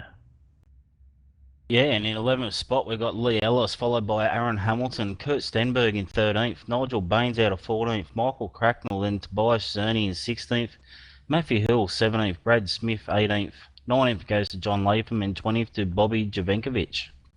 Yeah, looking at it, 21st it goes Hayden Dodman, Kane Kugamiya, Richard Elward, Craig Jones 24th, Jason Dixon in 25th, Heath Brennan, Del Niche, Sam Compton, Mark Warmington, Todd Parks, and Beau Cattel round out our field. That is our 31 car field, guys. We're getting ready for the green flag for race number 2 at Oran Park. So last time out, it was, of course, Chad Chastain who got the jump. It's Richard Hampstead that has the pole this time. But is it going to be one of the guys from the front row, someone from further back? We're going to find out in just a sec. And those engines are revving. It's green flag here at Oran Park, race 2, boys. It looks like Hampstead's got the jumper. Check out Philsell. Oh, Philsell go 3 wide. He's got 2 wheels in the grass.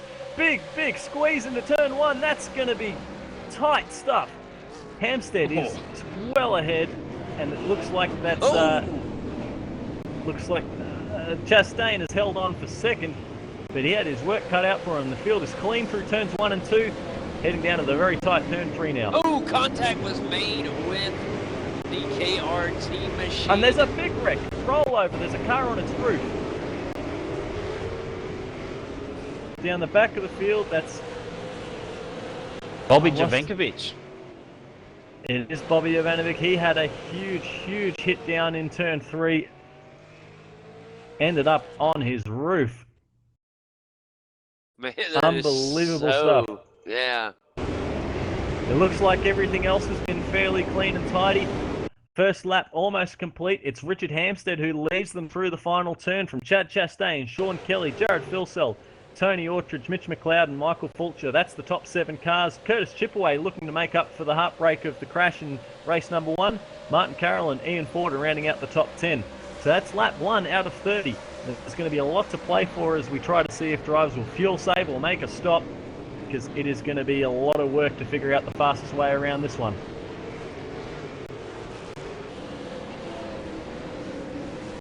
Oh, Lee Ellis trying to make his way around Ian Ford, guys. Very close contact made. He literally ran into the rear of Ian Ford in front of him. Very tight here.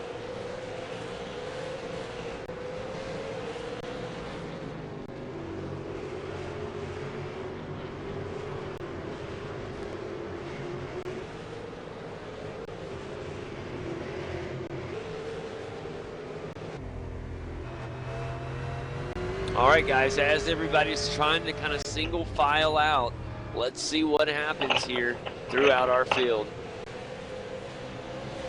It is Richard Hampstead out in the lead. The second place is Chad Chastain. Sean Kelly is in third. Jared Philsell back there in the 4th position after his start. And Tony Ottridge is back there in 5th place, excuse me. Yeah, we had a car fall a few positions. That's Michael Fulcher fell back there. He's just there in front of Curtis Chipaway, all the way back in 6th. Action down at turn 3. I think that's, it's going to be Aaron Hamilton and Nigel Baines.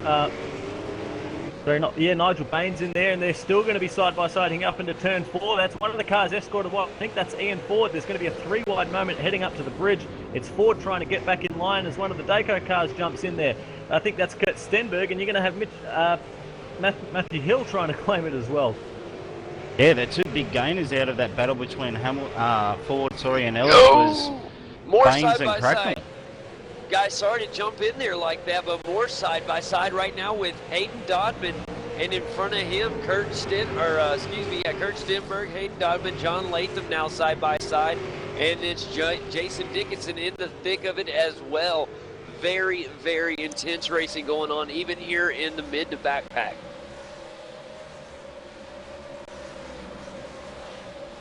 All right, guys, if you would have told me just before these races that we would see this much 3 wide at Oran Park and wouldn't have just total devastation out there, I would have told you were crazy, but that is exactly what we have here on the track.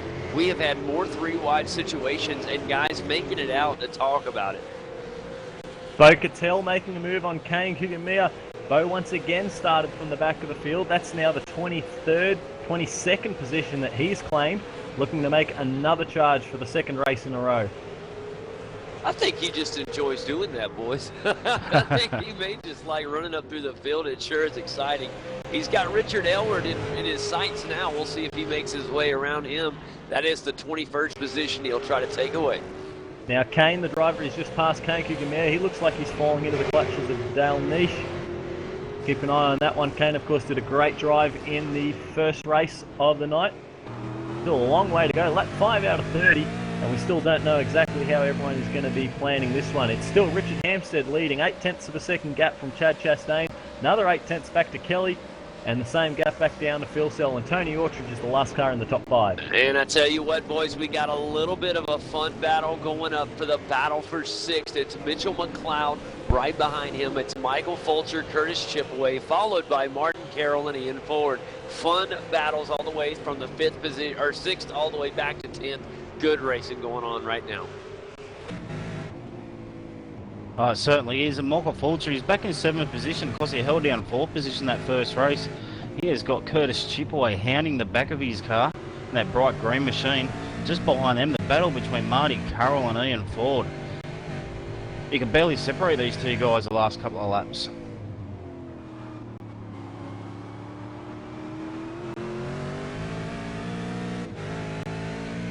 All right, guys, just start of lap number 6 here of 30. Lots of racing left to go. And remember, this is the race. I know I said it last race, but I promise we're going to have some pit stops this race, boys. We will. We'll have some pit stops. Of course, there might be some guys that aren't going to pit, which will be pretty something special to watch, I think, if they can make it. But just from looking at the guys' travel at the moment, I can't see anyone saving too much fuel. No, looks like Sam Compton is in the pits, guys. Thanks, Reese. Sam Compton in the pits. That's a pretty early stop from Sam Compton, and he was in there for a short time. I think he might have just either put just a couple of tyres on or just a bit of fuel and no tyres. I'm hearing he might be fuel saving. Wow. This is going to be interesting. Let's see how he does throughout this race. I'll be keeping an eye on him. Yeah, definitely something we'll want to keep. That's definitely a story we don't want to look away from. It could be very big later in the race. So I look back there, Beau Cattel's made his way around Richard Aylward, and he's all over the back of Brad Smith in that Net Virtue race in Falcon.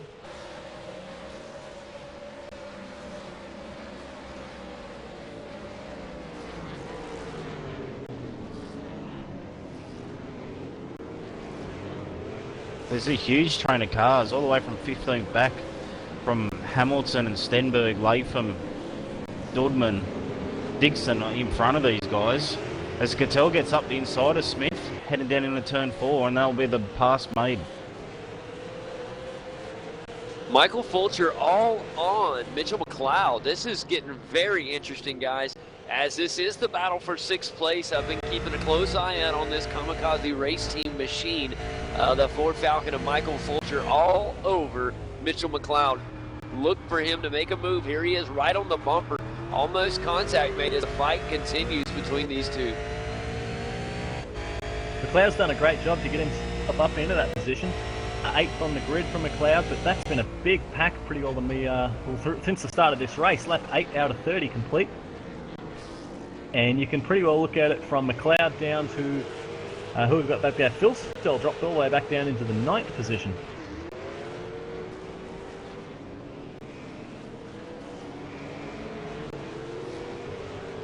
Yeah, I'm sure Jared Philsell, that was not in the playbook for him to fall down to 9th like that. But with his skill level and how he carried himself in race 1, look for him to fight his way back up through this field. I know he's got some work cut out, but I wouldn't be surprised to see him get back up. Yeah, guys, he dropped the wheel off at turn 3 on the previous lap and had a slight brush with the wall.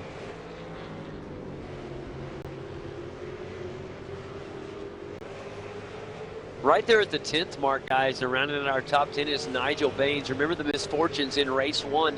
Maybe a little redemption here for him in race 2. Good to see him up in the top 10, but he has his hands full. Lee Ellis right there. Also, the other driver had another incidents there. He had that trouble in race 1. Did very well to Cars into the pits. Sorry there, JD, but there was almost a huge collision at pit entry here. You need to remember that the nature of pit entry, drivers are pretty well slamming their brakes right on the race line. So it's a very, very dangerous pit entry, but we've seen the first of our guys making their stops. Curtis Chipaway, I think, led them in. Yeah, Curtis Chipaway, Marty Carroll, Aaron Hamilton, followed by Kurt Stenberg, Matthew Hill, also Kane Kugamiya, and Richard Elward, all in the pits. And now Ian Ford, sorry about that, man. All these names jumping in. Mark Warmington, that's the one. He's in his pit stall as well, guys. And it is Kurt Chipaway who led them out of the pits, but Ian Ford had made a stop the lap prior, and Ian Ford, 19th on the road, is the first driver to have made a pit stop. So it's all begun now, and this is where teams are going to roll the dice, try and figure out what the fastest way to make this race work is. Some people are just going to take a splash of fuel, some may take tyres, some might even try and go the whole distance without stopping. We've heard 20 laps to go till we figure it all out. Yeah, guys, and I was just having a look there. Oh, contact made with Sean Kelly making contact with Mark Warmington, guys. A car that just came out of the pits.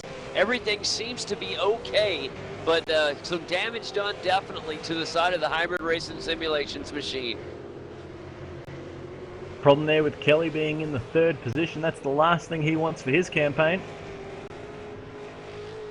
But just going to be very awkward, of course, the nature of this track when there's guys coming out of the pits. Those that are still on flyers are just going to want to make any ground that they can, and they'll take any sort of position. Right now, Hayden Dodman making his way out of pit road. And so guys constantly coming down pit road, getting things done here. Making sure they get enough fuel in there to make the distance. I was going to touch on before, Matty Hill, he's taken a very long pit stop, about 8 seconds longer than everyone else. So that's dropped him back as he just makes the pass now on Sam Compton. Hey guys, Nigel Baines off the track. He's off into the sandy bits, and here he comes back onto the track, and the car almost spins around on him, losing control in the Carnival Candy Sim Pit Ford Falcon. Tough break right there from Nigel Baines. The bad luck may continue for him here, guys.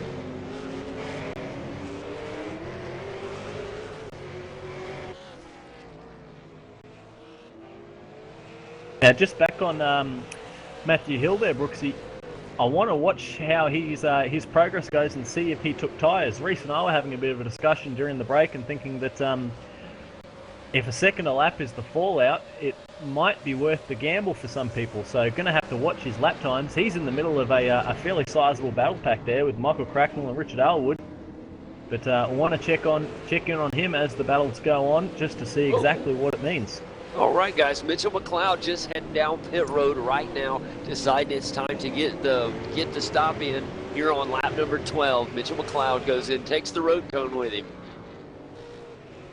This is such a tough pit road entrance, guys. I don't think we stated that enough earlier. One of the toughest pit entries that we go to anywhere.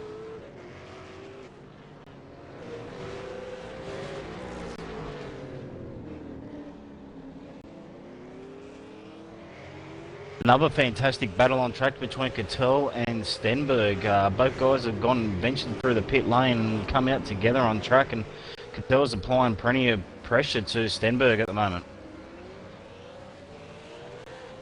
And also just to update people on what's been happening through the pit cycles, Curtis Chipaway has just moved past Ian Ford.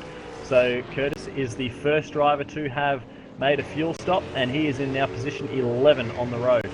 Guys, we got a car off track. It's Jason Dickinson in the high-tech oils machine. He gets off track.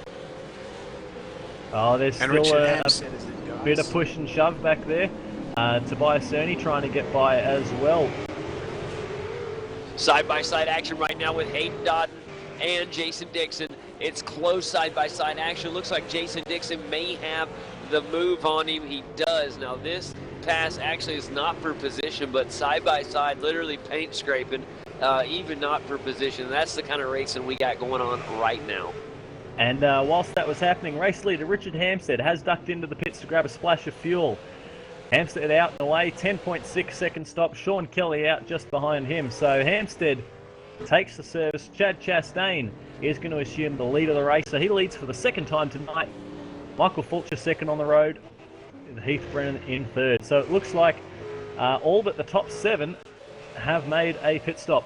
And all right, Chastain Guys, pits from the lead. Chastain comes into the pits. We were all on that one, guys. Here he Goodness comes. me. So going to want to check the time because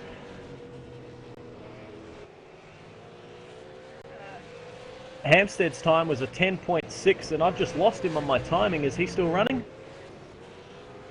Sorry, yep, must have just lost him for a sec there. But Hampstead's time was a 10.6 second stop. He's rounding the final turn now. It's going to be Chad Chastain still up on the jacks. Yeah, he's definitely going to come out in front. Richard Hampstead will resume the lead, presuming. Chastain is down and away. He was about a second quicker, but not enough as Hampstead resumes the lead of the race. We are lap 14 of 30. Hampstead is their effective race leader, but it's Michael Fulcher, John Latham, Brad Smith, Craig Jones, Heath Brennan and Todd Parks, first through sixth, still to pit. Going to have to watch and see if they're rolling the dice to play the strategy game, because Fulcher's got a big lead, 10.8 seconds over second place John Latham. But of course he hasn't made a pit stop. Now, guys, before the pit stops, it has been Michael Fulcher and Mitchell McLeod. They both were in fantastic battles all the way through the beginning of this race. It was literally the battle for fourth place before Mitchell McLeod went into the pits to get his pit stop underway. It'll be very interesting to see how things work as soon as Fulcher comes out from his pit stop. But of course, very curious to see if he does indeed make a pit stop. There's a bit of talk of people wanting to try and make it the whole way. Wanting to know if that eventuates or if it was just perhaps a bit of spin. We won't find out until it actually happens. But of course, as things stand right now, the top 5 on the road have not made a pit stop. It's Richard Hampstead, who we expect to be our effective race leader. He's got 2.5 seconds separating himself and Chad Chastain, with Sean Kelly being the third driver in line to have pitted. You see, boys, it's moments like right now when we love our in-race reporter, Reese Gardner. This is why we love him right here. He gets all the inside scoop and lets us know, so we don't have to wonder so much. I'm feeling all the warm and fuzzies right now. Hey, the guys back half of the top 5, Heath Brennan, Todd Parks and Craig Jones there. This is a very willing little battle. These guys running 3rd, 4th and 5th, yet to have made a stop, and it's Jones who's leading them over the flip-flop. Brennan is looking very, very racy behind, and race leader Richard Hampstead is going to have to watch out, because this is an angry little pack of cars. It looks like you're going to have... Oh, there's that pit entry. There's nearly a collision there between Jones and Brennan. It's Brennan who continues on. Hampstead, his life is going to be made a little bit easier. He's now just got 1 car to pass instead of 3. But Michael Fulcher still continues on. 10-second lead over John Latham. 25 seconds clear of Heath Brennan and Richard Hampstead. You know, boys, if you're Michael Fulcher right now and you see that distance, it kind of encourages you to maybe try to stay out. And maybe he does try to make this field run. Or, of course, the other thing that he and his team could be doing, you cast your eyes back to Curtis Chipaway, Tony Autry and Ford, Jared Philsell. That is an angry little pack of cars. They're going to be slowing each other up. It could be a perfectly suitable strategy for Fulcher to stay out, run hard, and try and gap these boys in the pits as they continue to dice and cost themselves time. Yeah, because honestly, it doesn't look like Fulcher's been doing much fuel saving at all. It looks to me like he's pushing on pretty good. And so I don't imagine he would try to be trying to save fuel for the whole race the way he's been running. Oh, we'll see. But Beau Cattel trying to put the move on Kurt Stenberg. Very awkward pitter road. Coming up to the flip-flop now. You might think about a dive down into the final turn. Can't quite get it done. But Cattel has been on a charge. Finds himself in the 16th position after starting way back in 31st on the grid. Really turning up a show for us the second race in a row.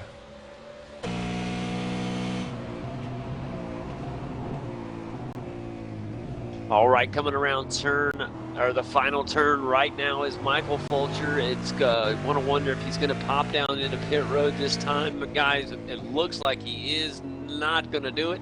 He'll stay out, and so the wondering continues. Definitely keep an eye on that. But man, keeping an eye on the stewards. Reese has got some news. We're going to keep an eye on a battle on track, though. Jared Philsell is really putting the pressure on Ian Ford. But let us know what you found in the pits there, Reese. Yeah, guys, I was watching Hayden Dodman a couple of laps ago, lap 14, and as he pulled out of the pits, he just pulled over to the gravel trap outside turn 1 and escaped back to the garage. So I was wondering what the go was with that, and the stewards then messaged me that car 74, Jason Dixon, has been given a drive-through penalty for hitting Hayden Dodman. So that's an explanation for that incident, and a penalty for Jason Dixon. Well, there we go. Busy job up in the stewards' office, especially what we've seen tonight Thankfully, the second race hasn't seen any of those big incidents that really highlighted the first race, but still busy because there's a lot of action, a lot of cars on track, and I still can't take my eyes off Philsell Ford as Ford gets big time sideways over the bridge. That gives Curtis Chipway a bit of breathing room, but you think that Philsell's going to really try for a dive. He's got Martin Carroll behind him to keep him honest as well. Also, Michael Fulcher is staying out, guys. It is lap 19 of 30. I don't see him going in, guys. I think he may be staying out. Well, with that in mind, 19 laps complete. The other man who's on the same strategy perhaps is John Latham. John Latham is second position on the road, and his lap times are about the same as Michael Fulcher's. He's 9 seconds down, but he's also about 14 seconds clear of the first to stop, Richard Hampstead. So the key thing is going to see if these boys can make the fuel stretch, and if they can hold, well, for Latham, a 14-second gap. For Fulcher, it's 24 seconds. We've only got 10 laps. 10 laps till home. Oh, a car nails the wall, guys, and that is going to actually be, was that Craig Jones? It was. That was Craig Jones, nailed the inside retaining wall. Oh, sorry, Fulcher. Sorry, not Fulcher. Ford and Philsell are still side by side. Side by side, heading into the left-hander. Martin Carroll is there. Mitch McLeod is there as well. McLeod and Carroll going to be side by side. Everyone gets single file for the flip-flop. Geez, that was some intense stuff. McLeod has a big sideways moment as he tries to get a move done on Martin Carroll. Side by side, not going to happen in the final turn. They're going to head down the main straight once again. This battle pack is Ford in 8th, Philsell 9th, Carroll in 10th, and McLeod in 11th. And they are really turning it up for this fight for the bottom half of the top 10.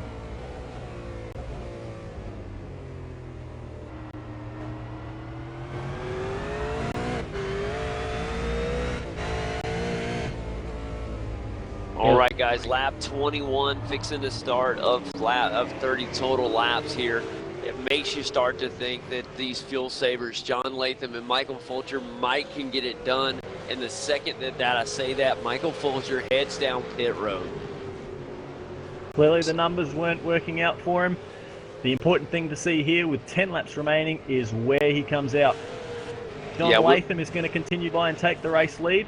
Fulcher probably just going to grab a splash, but I hope that if he's going to pit, he hasn't been saving, because if he has been driving at a slower pace than he could, it's going to cost him big time. Yeah, his last lap time before this, I mean, it's around a 108.4, I believe it was. So a little bit slower than, but he's on those older tires, so we'll see how things go for him. He's already off the jacks. Wheels are spinning. He's exited the pit road right now. Oh, he's going to be right behind that battle pack wheel, watching Ian Ford, Philsell, Carroll, McLeod. So he's going to rejoin in the 11th position, Michael Fulcher. So he's dropped from 5th to 11th. You'd call that a perhaps not the right move at this point so far, but with 10 laps remaining, anything can happen, especially when you've got, you can see 6th place, Curtis Chipaway ahead of him up the road. Well, boys, John Latham, the car that has not pitted, and he is now the official leader of this race. What will his plan be? Very interested to see what he's going to do this time. Maybe it looks like nope, he's going to skip pit road, guys, so he's going to stay out. We may see John Latham try this. Latham is running 1 second slower than Richard Hampstead. His lap times, I think that Latham is fuel saving. I think that he's committed to that strategy from the start, and I'm looking at that at his lap times there, because Latham's fastest lap is it's 1.3 seconds slower than Hampstead's. Latham's fastest lap is the same as what Hampstead's turning right now, and John Latham isn't a slow driver. So he's got plenty of pace in him, but I think that he's probably trying to run that strategy from the start, because he's definitely running consistent lap times. I think he's dialed that in. I think he's fuel saving too. Let's look at Jared Philsell, guys. He's in a side-by-side action. Let's check in on that. He's currently in 8th place side-by-side at the moment. Down on the inside, it looks like Ian Ford's got him, but behind him, it's Marty Carroll, 3-car battle. And here comes Marty Carroll. Maybe he'll try to make a move on the inside of the Tag Best Management Machine. No, he will not. Now the Tag Best Management Machine may try to move up to the number 15 car of Ian Ford. 3-car battle for position, guys. Here comes Philsell on the inside, and he's got a good run. Let's see if it'll stick, boys. as he comes around the final turn, or a few turns here at Oran Park. Wow, that was a bold move by Philsell. We've seen him side by side at that part of the road before, and Martin Carroll going to try and capitalise at the final turn. Carroll's looking pretty good, but we've seen people get a good drive off, but watch Mitch McLeod. McLeod's going to be the one with the best run through the last corner. Ian Ford does manage to slide across and claim the position, so Philsell finally takes 6th place from Ian Ford. And but boys, Martin Carroll, John Latham is not fuel saving. He has went down pit road, and now he is making his way back out to rejoin the field, and he'll come out right behind Michael Cracknell and Nigel Baines. well, there we go. The question has been answered, and no, you can't make it on 45 litres. I do reckon that Latham and Fulcher must have given it a red hot go, because they've cost themselves a fair bit of track position. But what we do know now is that Richard Hampstead is our race leader with a 3.5 second gap back to Chad Chastain. It's Sean Kelly who's in 3rd.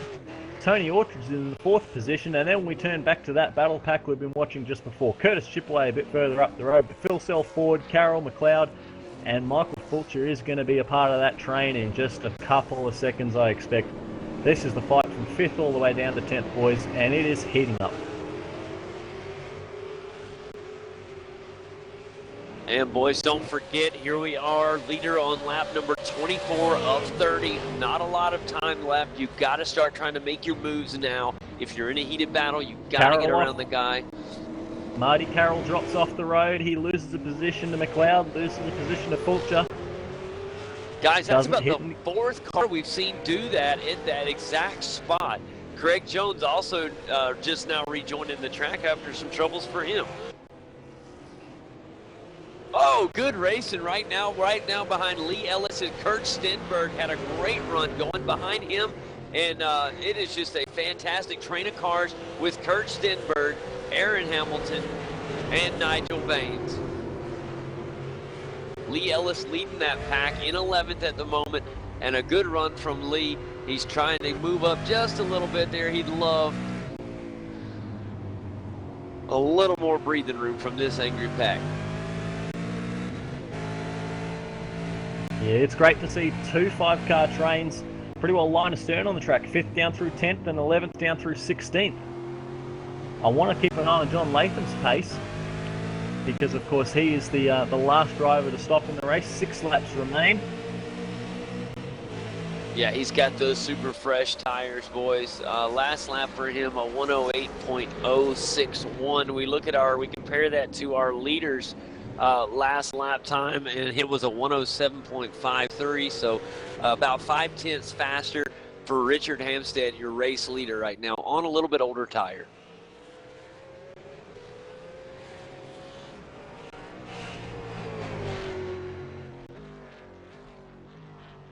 You know, what's really impressed me this race, guys, is Curtis Chipaway. What a rebound for him. He's running in the 5th position at the moment, has no traffic around him. He can just run his race, and hopefully he'll cap off at top 5 after his misfortunes in race 1 in that bright green machine. Now, he does have Jared Philsell coming up very quickly in the rear. Last lap time for Jared Philsell, 108, almost flat. Now under that, he's in the 107s. We look ahead, Curtis' last lap was almost a 109. So Jared Philsell running him down pretty quickly, and still plenty of time. Here he is. He's almost actually within a car length now, and we got us some battles. Absolutely. 1 second gain on that last lap is huge. Philsell is coming on very strong at the end of the race. And you're absolutely right about Curtis Chipaway. He was looking for a very solid result in the first race. It all went wrong very early on, but that green Falcon with the proud Canadian flag on the roof is coming back strong. But I think he's going to be having his hands full if he wants to hold on to the top 5. Philsell has been carving through the field on his charge, and the next car in his sights is Curtis Chipaway. Yeah, right now the Purple Chickens trying to hold up, the tag pest management machine of Philsell, trying to find some daylight to maybe make a move around Chipaway. Not going to happen right now, boys. Still plenty of time to make that happen as close as he is. And just behind that as well, Ian Ford has Mitch McLeod for company. McLeod looks like he's carrying a bit of pace over the Ian Ford Demidov machine. And we've seen that these two aren't scared to turn it up either. So there's a couple of battle packs that are forming, little 2-car breakaways. Of course, we've still got that big 6 or 7-car train from Ellis all the way down to Latham. And boys, we also have teammates going at it a little bit. Sean Kelly in third right now. Maybe a little battle, for a fun, friendly battle for a podium between Tony Attridge and Sean Kelly, maybe. I'm going to have to watch that one. I know that Orchard's got a bit of a gap, so I think that he's going to be hungry. He's probably going to think about a move. Going to be great to watch that one. But keeping my eye on McLeod and Ford, and just up the road, Philsell and Chipaway, this is quickly turning into two very willing little battles on the track. Philsell's putting huge pressure through this part of the track, and then just a bit behind, it's the first part of the track where McLeod is all over Ford. Yeah, Mitchell McLeod, I'm watching this battle very closely, and that torque Ford Falcon right there, about to make a jump there on Ian Ford, but not going to happen this time as the back end gets a little loose. And now here comes Philsell as he's going to try to get up on Curtis Chipaway as the cars race heavily down into turn one. It's just both cars searching for grip, and beautiful job right there from Jared Philsell. Very nice. Well, there's a little bit of Morse code on the bumper at turn 2, and McLeod has a big dive at turn 3. McLeod's going to be side by side at the apex of 3 with Ian Ford. He's going to claim the position. He's got the preferred line for turn 4, and that moves Mitch McLeod up into the 7th position. If he can keep clear of Ford, he's going to have his sights set on this battle for 5th with Philsell and Chipaway. So it could quickly close up to be a 3-car fight, and if Ford continues on, maybe even a 4-car fight. All right, boys, right now it is the number 28 car, Richard Hampstead, coming across the start-finish line. He starts lap 29 the next time by. The white flag will be waving in the air.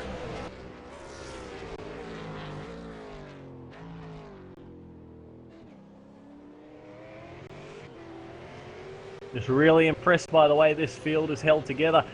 Philsell is trying to out-drag Chipaway down into turn 1. He's got a bit of an overlap. He's there. He's going to have the inside line into turn 1. Very tricky place to run side by side through. He's going to have to leave racing room. It's hard to go around the outside, and he shuts the door on Curtis Chipaway. Chipaway thought about trying to hang it out there and have a run into turn 3, but couldn't get it done, and he's now going to be vulnerable to Mitch McLeod. Great piece of driving there by Jared Philsell. Set that up at the final turn, ran side by side down the front straight, and he moves himself up into the top 5. All right, boys, here it is. Richard Hampstead making his way around the final 2 turns here at Oran Park. The white flag is in the air as we start lap 30 of 30. This is it. Time to go. And no one can take away the drive that Richard Hampstead has put on. It has been a fantastic effort that he's been able to show tonight. But of course, there's still a lot of battles that are still to sort themselves out in this final 2.6 kilometres of racing. Going to try and cover it all, but there's cars everywhere, and it doesn't matter where you look. Chipaway is going to be under massive pressure. It looks like Chastain has got second well sewn up. And Chipaway spins off at turn 2. Chipaway is off and in the dirt. Oh, he drops 2, 3, I think 4 positions there. He's going to rejoin in the 9th spot. But that, I think he just dropped a wheel off at the exit of turn 1, which sent him spinning and off and into the dirt. Just behind that, there's big pressure down on into turn 3. Looks like that's Aaron Hamilton. Nigel Baines side by side at turn 3. You're also going to have Cracknell try and join in on that as well.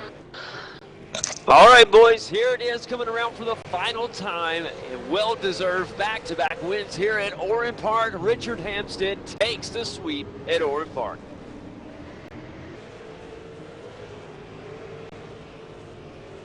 And that is going to cap off a truly electric night of racing here at Oran Park. There's still battles going on throughout the track. Want to look back at who have we got there? Aaron Hamilton, Michael Cracknell and John Latham. They're going to be dicing right down to the final turn. That's a big, big dive into the final corner. There's going to be a bit of door-to-door action, bit of contact, and Latham's going to take the 2 positions as you got Cracknell and Hamilton spinning inside of the checkers. Wow. Unbelievable stuff. These boys were looking at nearly a top 10 finishing position. Are you Off serious? into the infield they go. Unbelievable. That was a massive dive by Michael Cracknell. He stuck it up the inside. looked like they were going to have a beautiful drag, but it just all went wrong on the exit. Tough break right there, boys. And what a win there from Richard Hampstead. Great day as well from Chad Chastain. 2 second-place finishes for the American driver. Sean Kelly is another good result from him as well, boys. So good racing all around. Jared Philsell did a good job as well, guys. Remember, he fell all the way down to 9th place at one point. He'll end up finishing with that top 5. Absolutely. It was really a night of pressure for everyone here, and it wasn't due to anything to do with the track or with strategy. It was just pure intense motor racing. 2 sprint races at Oran Park, and this is exactly the sort of thing that we came here to watch. Can we do it again? Go for 3. Hey, well, we've got Phillip Island coming up, and then, of course, the big one is going to be the Bathurst 1000 event here to clock off the final round in the Online Premier Series. Not long to go till we get to that one, but still a lot to wrap up from tonight. Yeah, it's unbelievable. The inaugural Premier Online Series season, fantastic. It has been unbelievable so far. This race today was very special here at Oran Park. We saw some incredible racing, tons of 3-wide action, guys, that I did not think we would see. I thought we may see it once, maybe twice. We saw it a lot. We saw it at least 10 times today. 3-wide, multiple times on this small track. These V8s cars went to town. Incredible driving from literally everybody on the track. I know a few drivers had unfortunate events happen, but a lot of drivers really making some statements today. Michael Fulcher made a big statement in race 1. Had a good race here in race 2, but I believe, guys, in the long run, him trying to save for fuel may have hurt him. He finished with an 8th place finish, but he did lose a lot of track position on that time when he tried to save that fuel. Yeah, there was a lot of movement throughout the whole run there from everyone through the field, and I think that everywhere we looked we saw a bit of action, a bit of overtaking, a lot of passing and repassing, so it was, I think, perhaps for me, one of the most exciting, well, 2 of the most exciting races that I've ever seen at Oran Park, and make that 3 when you count the Development Series race, JD, because I don't think that any of this could have been any better than what we got. Oh, you're absolutely right. The Development Series drivers, we don't give them credit enough. They performed just an unbelievable performance by the entire field.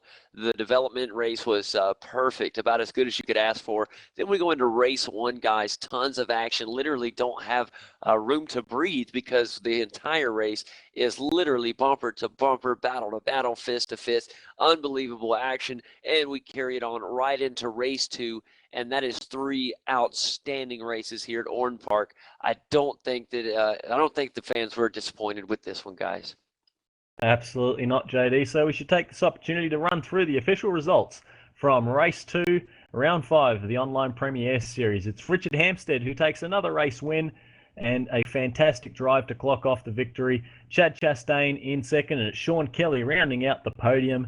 Got to be happy with that result. Tony Autridge in 4th, Jared Philsell in 5th position, Mitch McLeod in 6th, Ian Ford in 7th, with Michael Fulcher in 8th, Lee Ellis in 9th, and Kurt Stenberg in the 10th position. Well, in 11th, it was Curtis Chipaway. John Latham took 12th. 13th went to Nigel Baines, while 14th place was Beau Cattel, which was fantastic considering he started in the 31st spot on the grid. In 15th tonight, it was Brad Smith with Tobias Zurni in the DeWalt scheme right there in 16th. In 17th, it was Matthew Hill. In 18th, Aaron Hamilton, Michael Cracknell 19th, and Richard Elward rounding out our top 20. 21st position claimed by Todd Parks from Heath Brennan and Mark Warmington. Some big battles these boys were involved in. Kane Kugamia makes a great drive in the Premier Series after making a strong showing in the development last week at Donington. Martin Carroll brought it home in 25th, but was probably going to be a bit further up were it not for some incidents. Sam Compton 26th, Dale Nish 27th, Jason Dixon in 28th, then Craig Jones, Bobby Jovanovic, and Hayden Dodman all came home with a couple of dramas. But as you said, JD, I think it was a fantastic way to cap off a night of racing here at Oran Park. And for the first series of the Online Premier Series, where we want to check out things and have a bit of a learning experience, all the different formats and different challenges that they've thrown up, I think have have really been successful. There's a lot that the OSR boys will take in to consideration and a lot that they'll learn from. So when we come back for the next season, it's going to be even bigger and better. Oh, first of all, I'm 100%. Think you're 100. You're right on the money on that one. These guys worked so hard to make this series what it is, and this is just the inaugural season. And you know that improvements will be made, so of course it'll get better. But what we've seen so far, I don't think anybody could have expected it would have turned out as great or as well as it has to this point. I have truly been impressed and enjoyed every minute of this Premier Series, and I think that the best is still yet to come. I really do. So we thank everybody, all the viewers that come in and watch every other week when we have this broadcast. Thank you guys very much. I know that the drivers love it. The talent out there is just unbelievable. It's the best that the sim racing world has to offer, as you know, and they showed that. That's exactly what they showed here tonight. Absolutely. Putting on a show for everybody. It's exactly what we wanted to see. And we've got some of those drivers joining us here for a bit of a chat after the race. And we'll say congratulations and thanks for joining us to Richard Hampstead. 2 wins tonight, but Richard, certainly wasn't easy for you. How was it out there? Yeah, it was pretty tricky in the first race. Chad just got me in the quali session with a great lap, so I had to sort of chase him down and pass him in the race. Yeah, that was a good battle. Chad was really fair, left plenty of racing room and stuff, so that was good. And the second race wasn't quite so difficult. Got pole that time, got a really good start, and it was just about managing the tyres and the gap.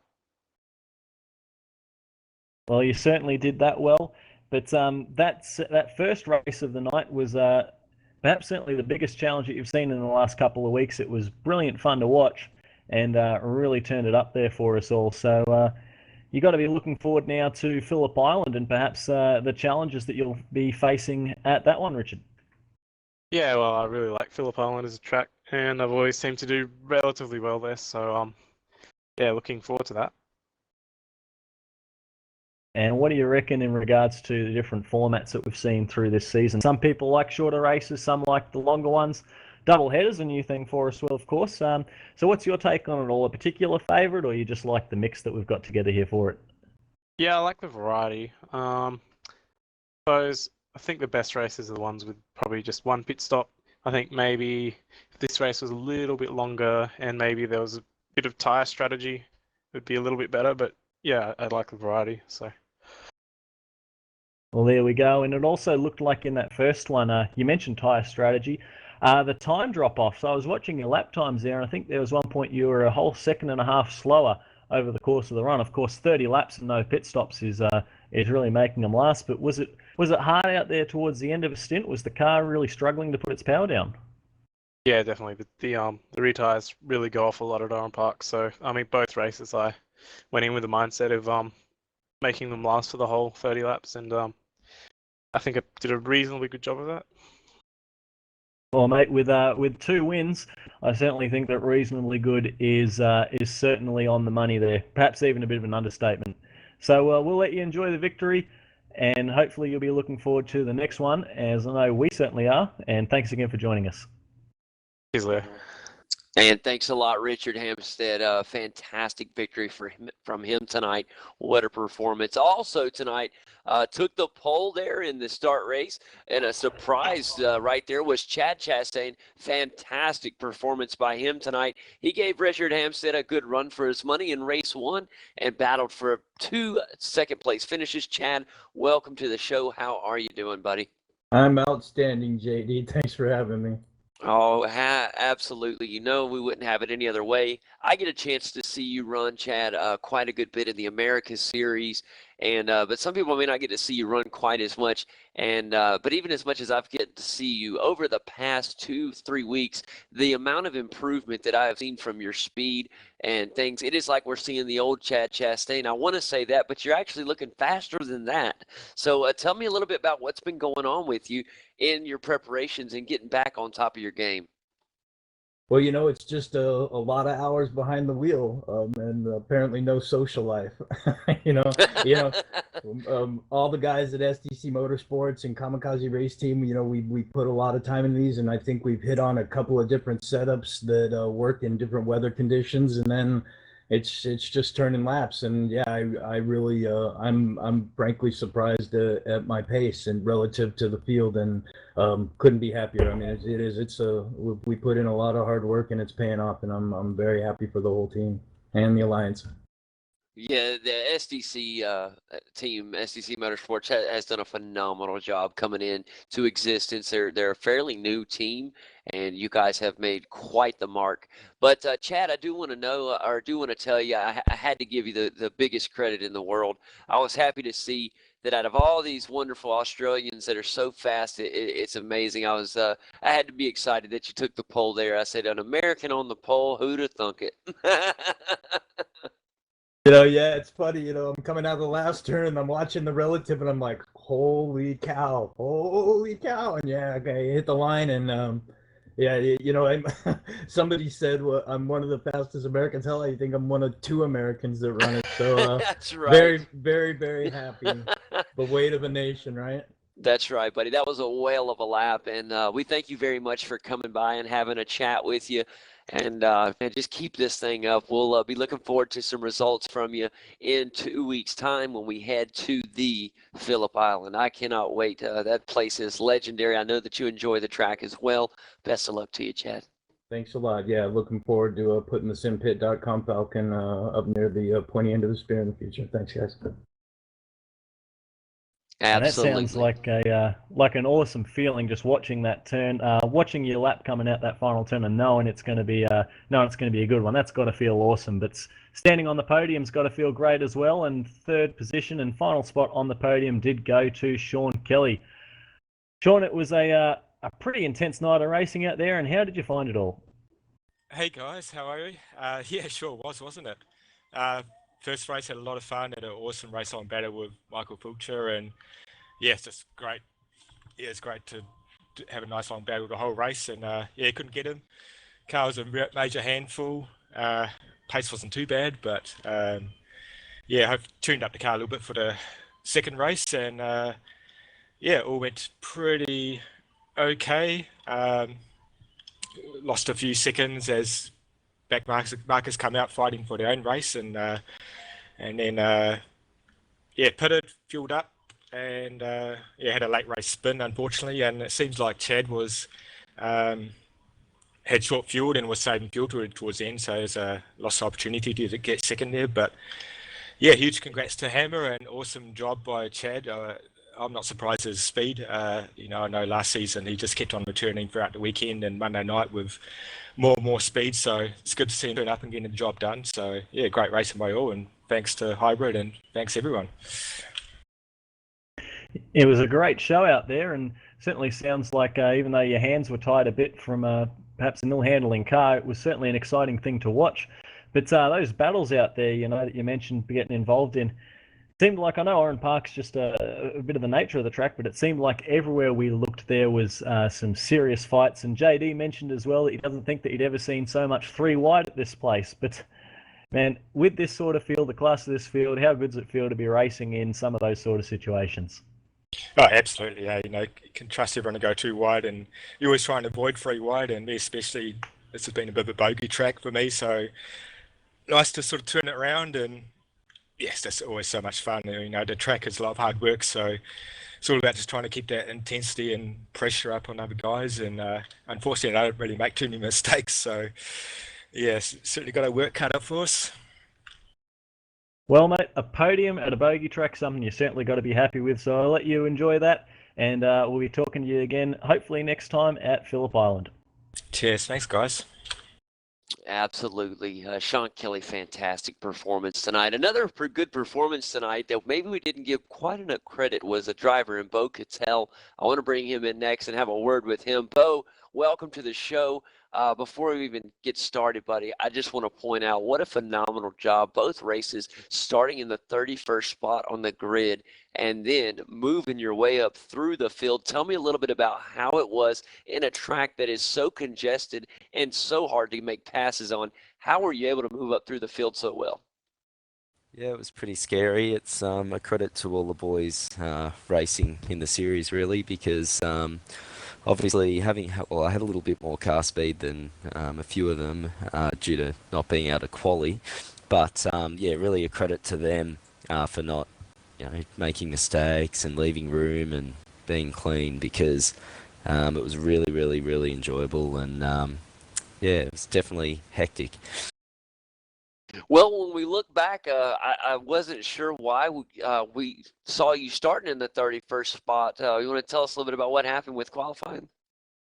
Yeah, did the first couple of laps, and a few of the boys were saying that they saw me flashing, and then I looked at my connection and my ping, and it was like 800. So I quickly, tried to jump out and get my phone tethering as a modem, and I only just got it working before the race. So yeah, I had to start from the back.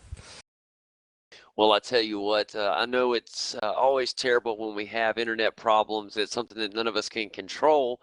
But, man, what a fantastic job tonight, man. For you to start in the 31st position on the grid in both races, and then in race 2, you worked your way all the way up to 14th place finish. Very nice job, Beau. Thanks, JD. Appreciate it. Absolutely. Now, Beau, as we head out in our next race week here in the Premier Series to Phillip Island, what is some things that you're going to take with you out there to try to get up in that top 5? I'm going to have to try and put a few hours in, because I've sort of lost it with this car a little bit, and last couple of weeks I've had a slightly bit more luck, so I'll just have to really put in the hours and see where I can get. I'm definitely a long way off the podium, but if I keep working away at it, see what happens. Absolutely. Well, thanks so much, Beau. Fantastic performance tonight, especially considering, and best of luck to you in 2 weeks, man. Cheers. Thanks, boys. All right, that's Beau Cattel, everybody, and think next, my good buddy Leo, take it away.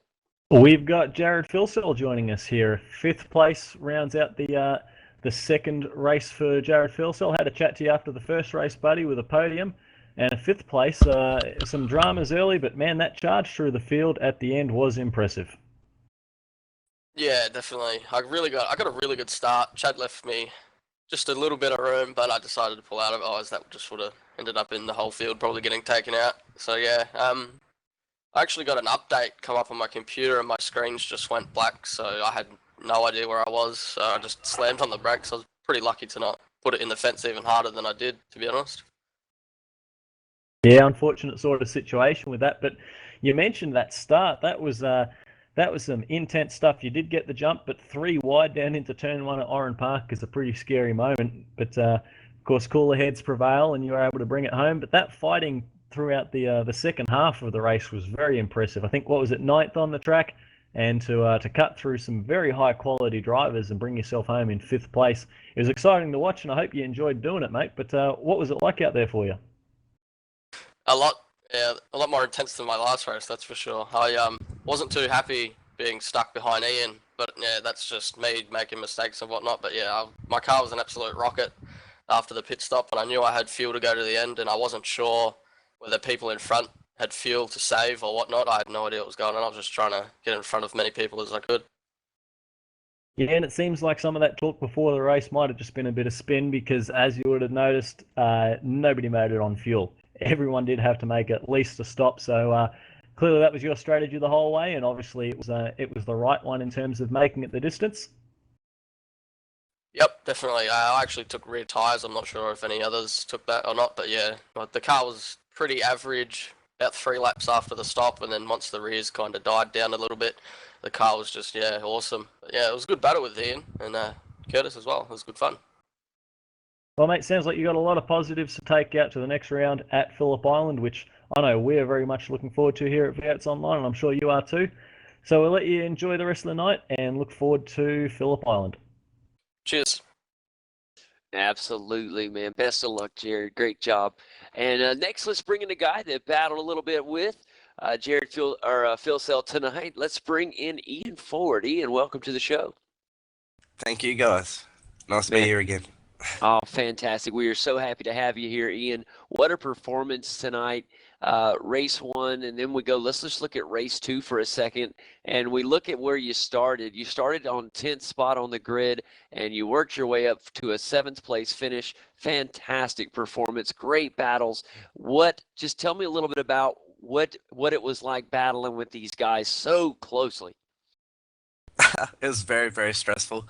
I had to really pick where I was braking, where I was getting on the throttle and everything, because I pitted a lap early, and I had about about half a lap to save, and I'd let them close in on braking and just pray to God that I could out-accelerate them. Jared got up the inside of me at one point, and I just tried to muscle it around and managed to keep ahead for about another lap or two, and then he finally got by with the new tyres and everything, and I just had to keep on fuel saving until the end. I finished with like 100 mils, I think. Wow. Well, I tell you what, my next question is pretty simple. We looked at before the race started here in race 2, we knew that it was going to be a really hard stretch for some people to fuel save. What was your original fuel strategy, and did it not change after you got out on the track and things started running? My fuel strategy was pretty simple. Just run flat out, put enough fuel to make it to the end in, and just either pit early if I was getting held up, or pit late if I, had track space. And in the end, I just went, I'll pit in early, because there'll be clear space in the middle of nowhere. And that happened. Overtook about 5 guys, and then it all started falling to pieces as I fuel saved. Well, it was a beautiful race out there. Looked like the strategy paid out just fine, and a great result. We're really looking forward to seeing how you continue this great journey as we head out to Phillip Island in 2 weeks. Tell me a little bit about your experience with Phillip Island and what kind of track it is to you. Really a love-hate sort of relationship there. I don't think I've got the pace around the faster corners, but, I can dive on the brakes pretty well. I can get decent traction out of a car, so I should hold my own for the second half of the lap, but the fast-flying corners I think I may struggle a bit with. Yeah, it's one of my favorite tracks, and but it does have its difficulties. It has a track that has a little bit of everything, and that's one of the reasons I really love it. But sometimes the reasons I like it as a spectator are not the same as you guys like as drivers. So best of luck to you, my friend. Looked really good tonight, and congratulations. Thank you. We just need more of old flying circuits like Phillip Island on the calendar, I think. I agree 100%, my friend. Maybe we can get the big wigs to hear that. I'm sure they're listening. All right. Well, best of luck. Congrats to Ian Ford there. Leo, I think you're going to take it away next. Absolutely got Lee Ellis here with us. It's another strong top 10 for Lee Ellis in the number 18 car. But Lee must have had your hands full because you were in the middle of some very, very intense fighting out there. What was it like for you, buddy? Stressful. First race was horrible. Had huge front end damage and couldn't even barely get into 6th gear on the straight. So that was sort of a write-off. I was pretty happy to finish 9th. And then second race, well, yeah, it was stressful again. Well, mate, I don't think they made this series for it to be easy for you. It was certainly fun for us to watch, and hopefully you can go back and watch the broadcast and see just what it was like, because you really put on a show for us. There was some really intense racing that you were a part of, and kept it all together in some real cut and thrust stuff. But that's really what we want to see. That's what we enjoy watching, and hopefully you can look back on it and go, yep, that stress was worth it, man, because that was really cool to watch. Yeah, it usually is great to watch. It's just at the time, I wish I was up more in the pointy end of the field and not stuck in a bit of traffic. But what can you do? Just need to focus on quality a bit more. Bring on the VF.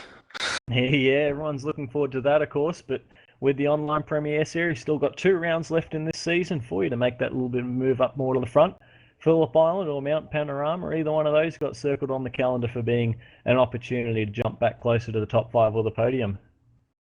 Oh, Bathurst is always pretty good. I got third. Well, I would have had a good finish last season, but good old internet. And Phillip Island, I personally hate the track, but I seem to go half decent there, so they're both alright. Can't complain. Well, we're looking forward to it. I'm sure you'll be back. And as you said, the VF Commodore, that's going to be the big one for us here at V8s Online as the car of the future finally makes its way to iRacing, and that will be our car here for the V8s Online series and for the Online Premier series, and we're all looking forward to that. Yeah, not wrong. Absolutely. Good job out there on the track tonight, Lee. Fantastic performance, buddy. Cheers, man. All right, Thanks, man. Next, I got to bring in a car, or not a car, a driver, but a car that I've been dying to talk about. Tobias Zurni, everybody. Welcome to the show. How are you doing, my friend? Yeah, hello guys. I'm doing fine. I was caught a bit by surprise this morning that the race started a bit earlier, and just joined with 10 minutes to go in the practice session. And what a job you did for such a short notice. The mental preparation for a race like this, when you have to rush, it can take away from it a little bit and make you have little jolts and mistakes. But all in all, a great performance tonight. But before we even talk about the performance, I want to talk about that fancy, schmancy, beautiful livery you had on the car tonight, that DeWalt livery. Tell me a little bit about that one. Well, there's nothing too big to tell about from my side. I just am having a team at the moment, no paint done on my own, so I just browsed the showroom on Trading Paints and found this beautiful livery here created by Michael Schreier, and that's why I took it.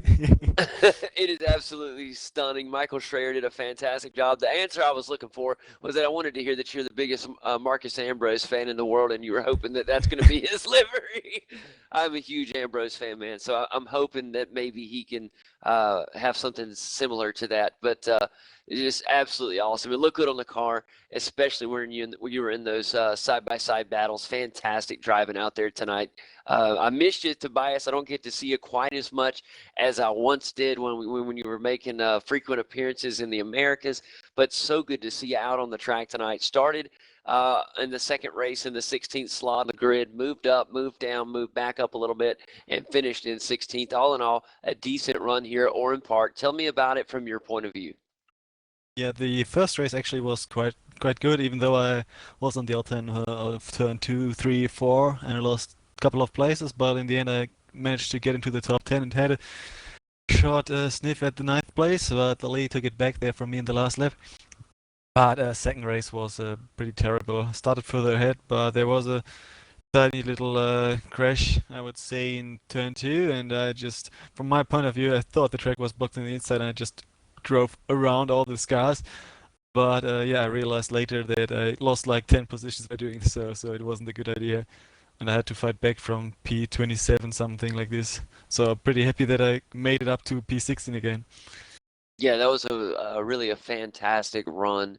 I tell you what track are you most looking forward to with the remainder of this schedule here in the Premier Series?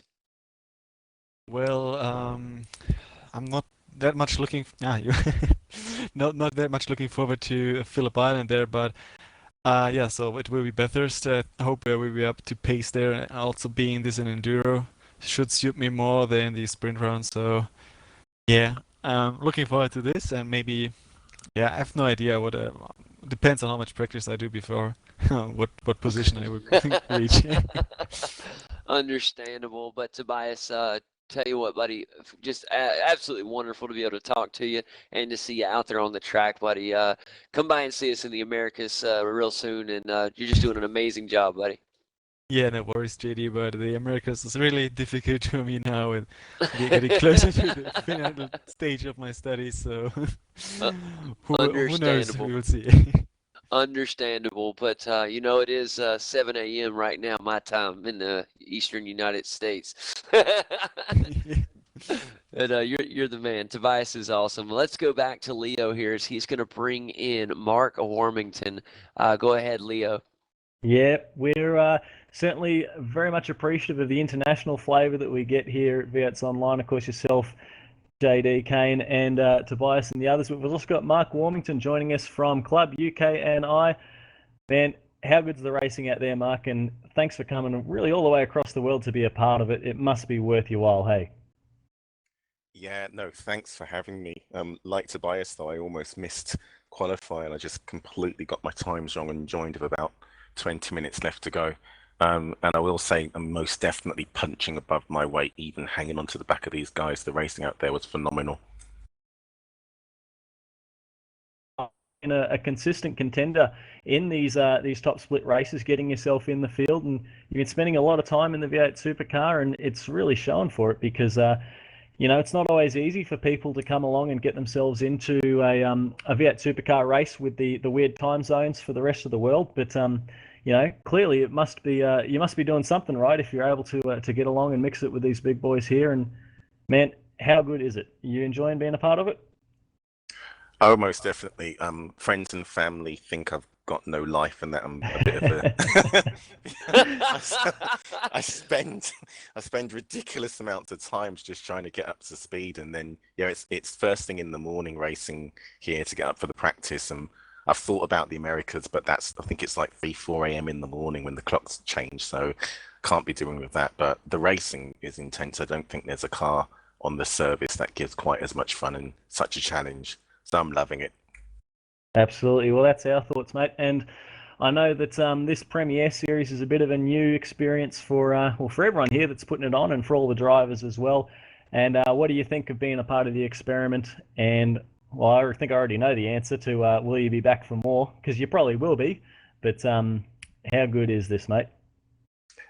It's unbelievably amazing. I mean, the car, as I said, it's one of the first cars I bought when I joined the service, and it's been really difficult to consistently get into official races when you're an international driver, especially from Europe. So I used to watch all of the V8s Online's broadcasts for the Monday night race and just wished I could get in. But I'm working at that time, so by you guys shifting this to the Sunday, that's it. That's my life now is dedicated to trying to get into either the dev or the main grid for this race. So I hope it goes really well in 2:15. Certainly, mate. We really like the effort that you put into it, and looking forward to seeing more of you throughout it as the future comes along. So I hope you're looking forward to Phillip Island and, of course, the big one at Bathurst, because that's going to be the perfect way to cap off this inaugural season. Phillip Island and I don't really get along well, so I'll do whatever I can not to fall off the track at turn 1, and then just look. I'm looking forward to the mountain. I really love this car at Bathurst. It's just an immense race. It's perfect, isn't it? Well, we'll let you get off with the rest of your day then, Mark. Thanks for joining us here in the comms box, and we're looking forward to the rest of the racing, and hopefully you're going to enjoy the races to come as well. Yeah, thanks again, guys. Great broadcast, great series, and thanks everyone that gave me room on track. Absolutely. And Mark, what a fantastic job, buddy. Just keep up the good work. We look forward to seeing you in 2 weeks' time. Thanks, JD. Thanks, Leo and Kane. See you guys next week. Absolutely. Well, Leo, that'll wrap up the interview session, and now maybe some final thoughts on what we had tonight. I thought this event tonight, I can't say this race because we had 3 different races in a qualifying session that all 3 were amazing. We look at the development series, Leo, and just truly an amazing performance. We go to a qualifying session where we get a last-second surprise from Chad Chastain that literally surprised us all. We had already announced our pole sitter, and then boom, it had all changed on us. And then race 1 and 2, just unbelievable in the main series. These guys, I swear, they just keep getting better and better. Well, mate, you pretty well hit the nail on the head for my thoughts. It's, like I said, probably the most exciting racing that I have ever watched at Oran Park. It's I enjoy driving the circuit. I like racing the circuit, but I've never ever watched or been a part of racing, I think, that was that intense the whole way through. And what really highlights it for me is the consistency of it. It wasn't just a couple of scraps in the early stages or, something sort of forming after a pit stop. There were huge 3, 4, 5 car battles that went from lap 1 to lap 30, and I think that's the exact same sort of thing that we're trying to generate here with the Premiere Series, because it reminds me very much of you jump and watch a V8 Supercar race from, say, 2000, 2001, 2002 from Oran Park, and it feels like the same as what we've got here, and especially with the big fields, with the style of the racing, and I couldn't be happier with how it turned out. Leo, I want to point something out real quick. Based off of your comment right there. It's very funny that you mentioned that about the races really reminding you of the races in real world.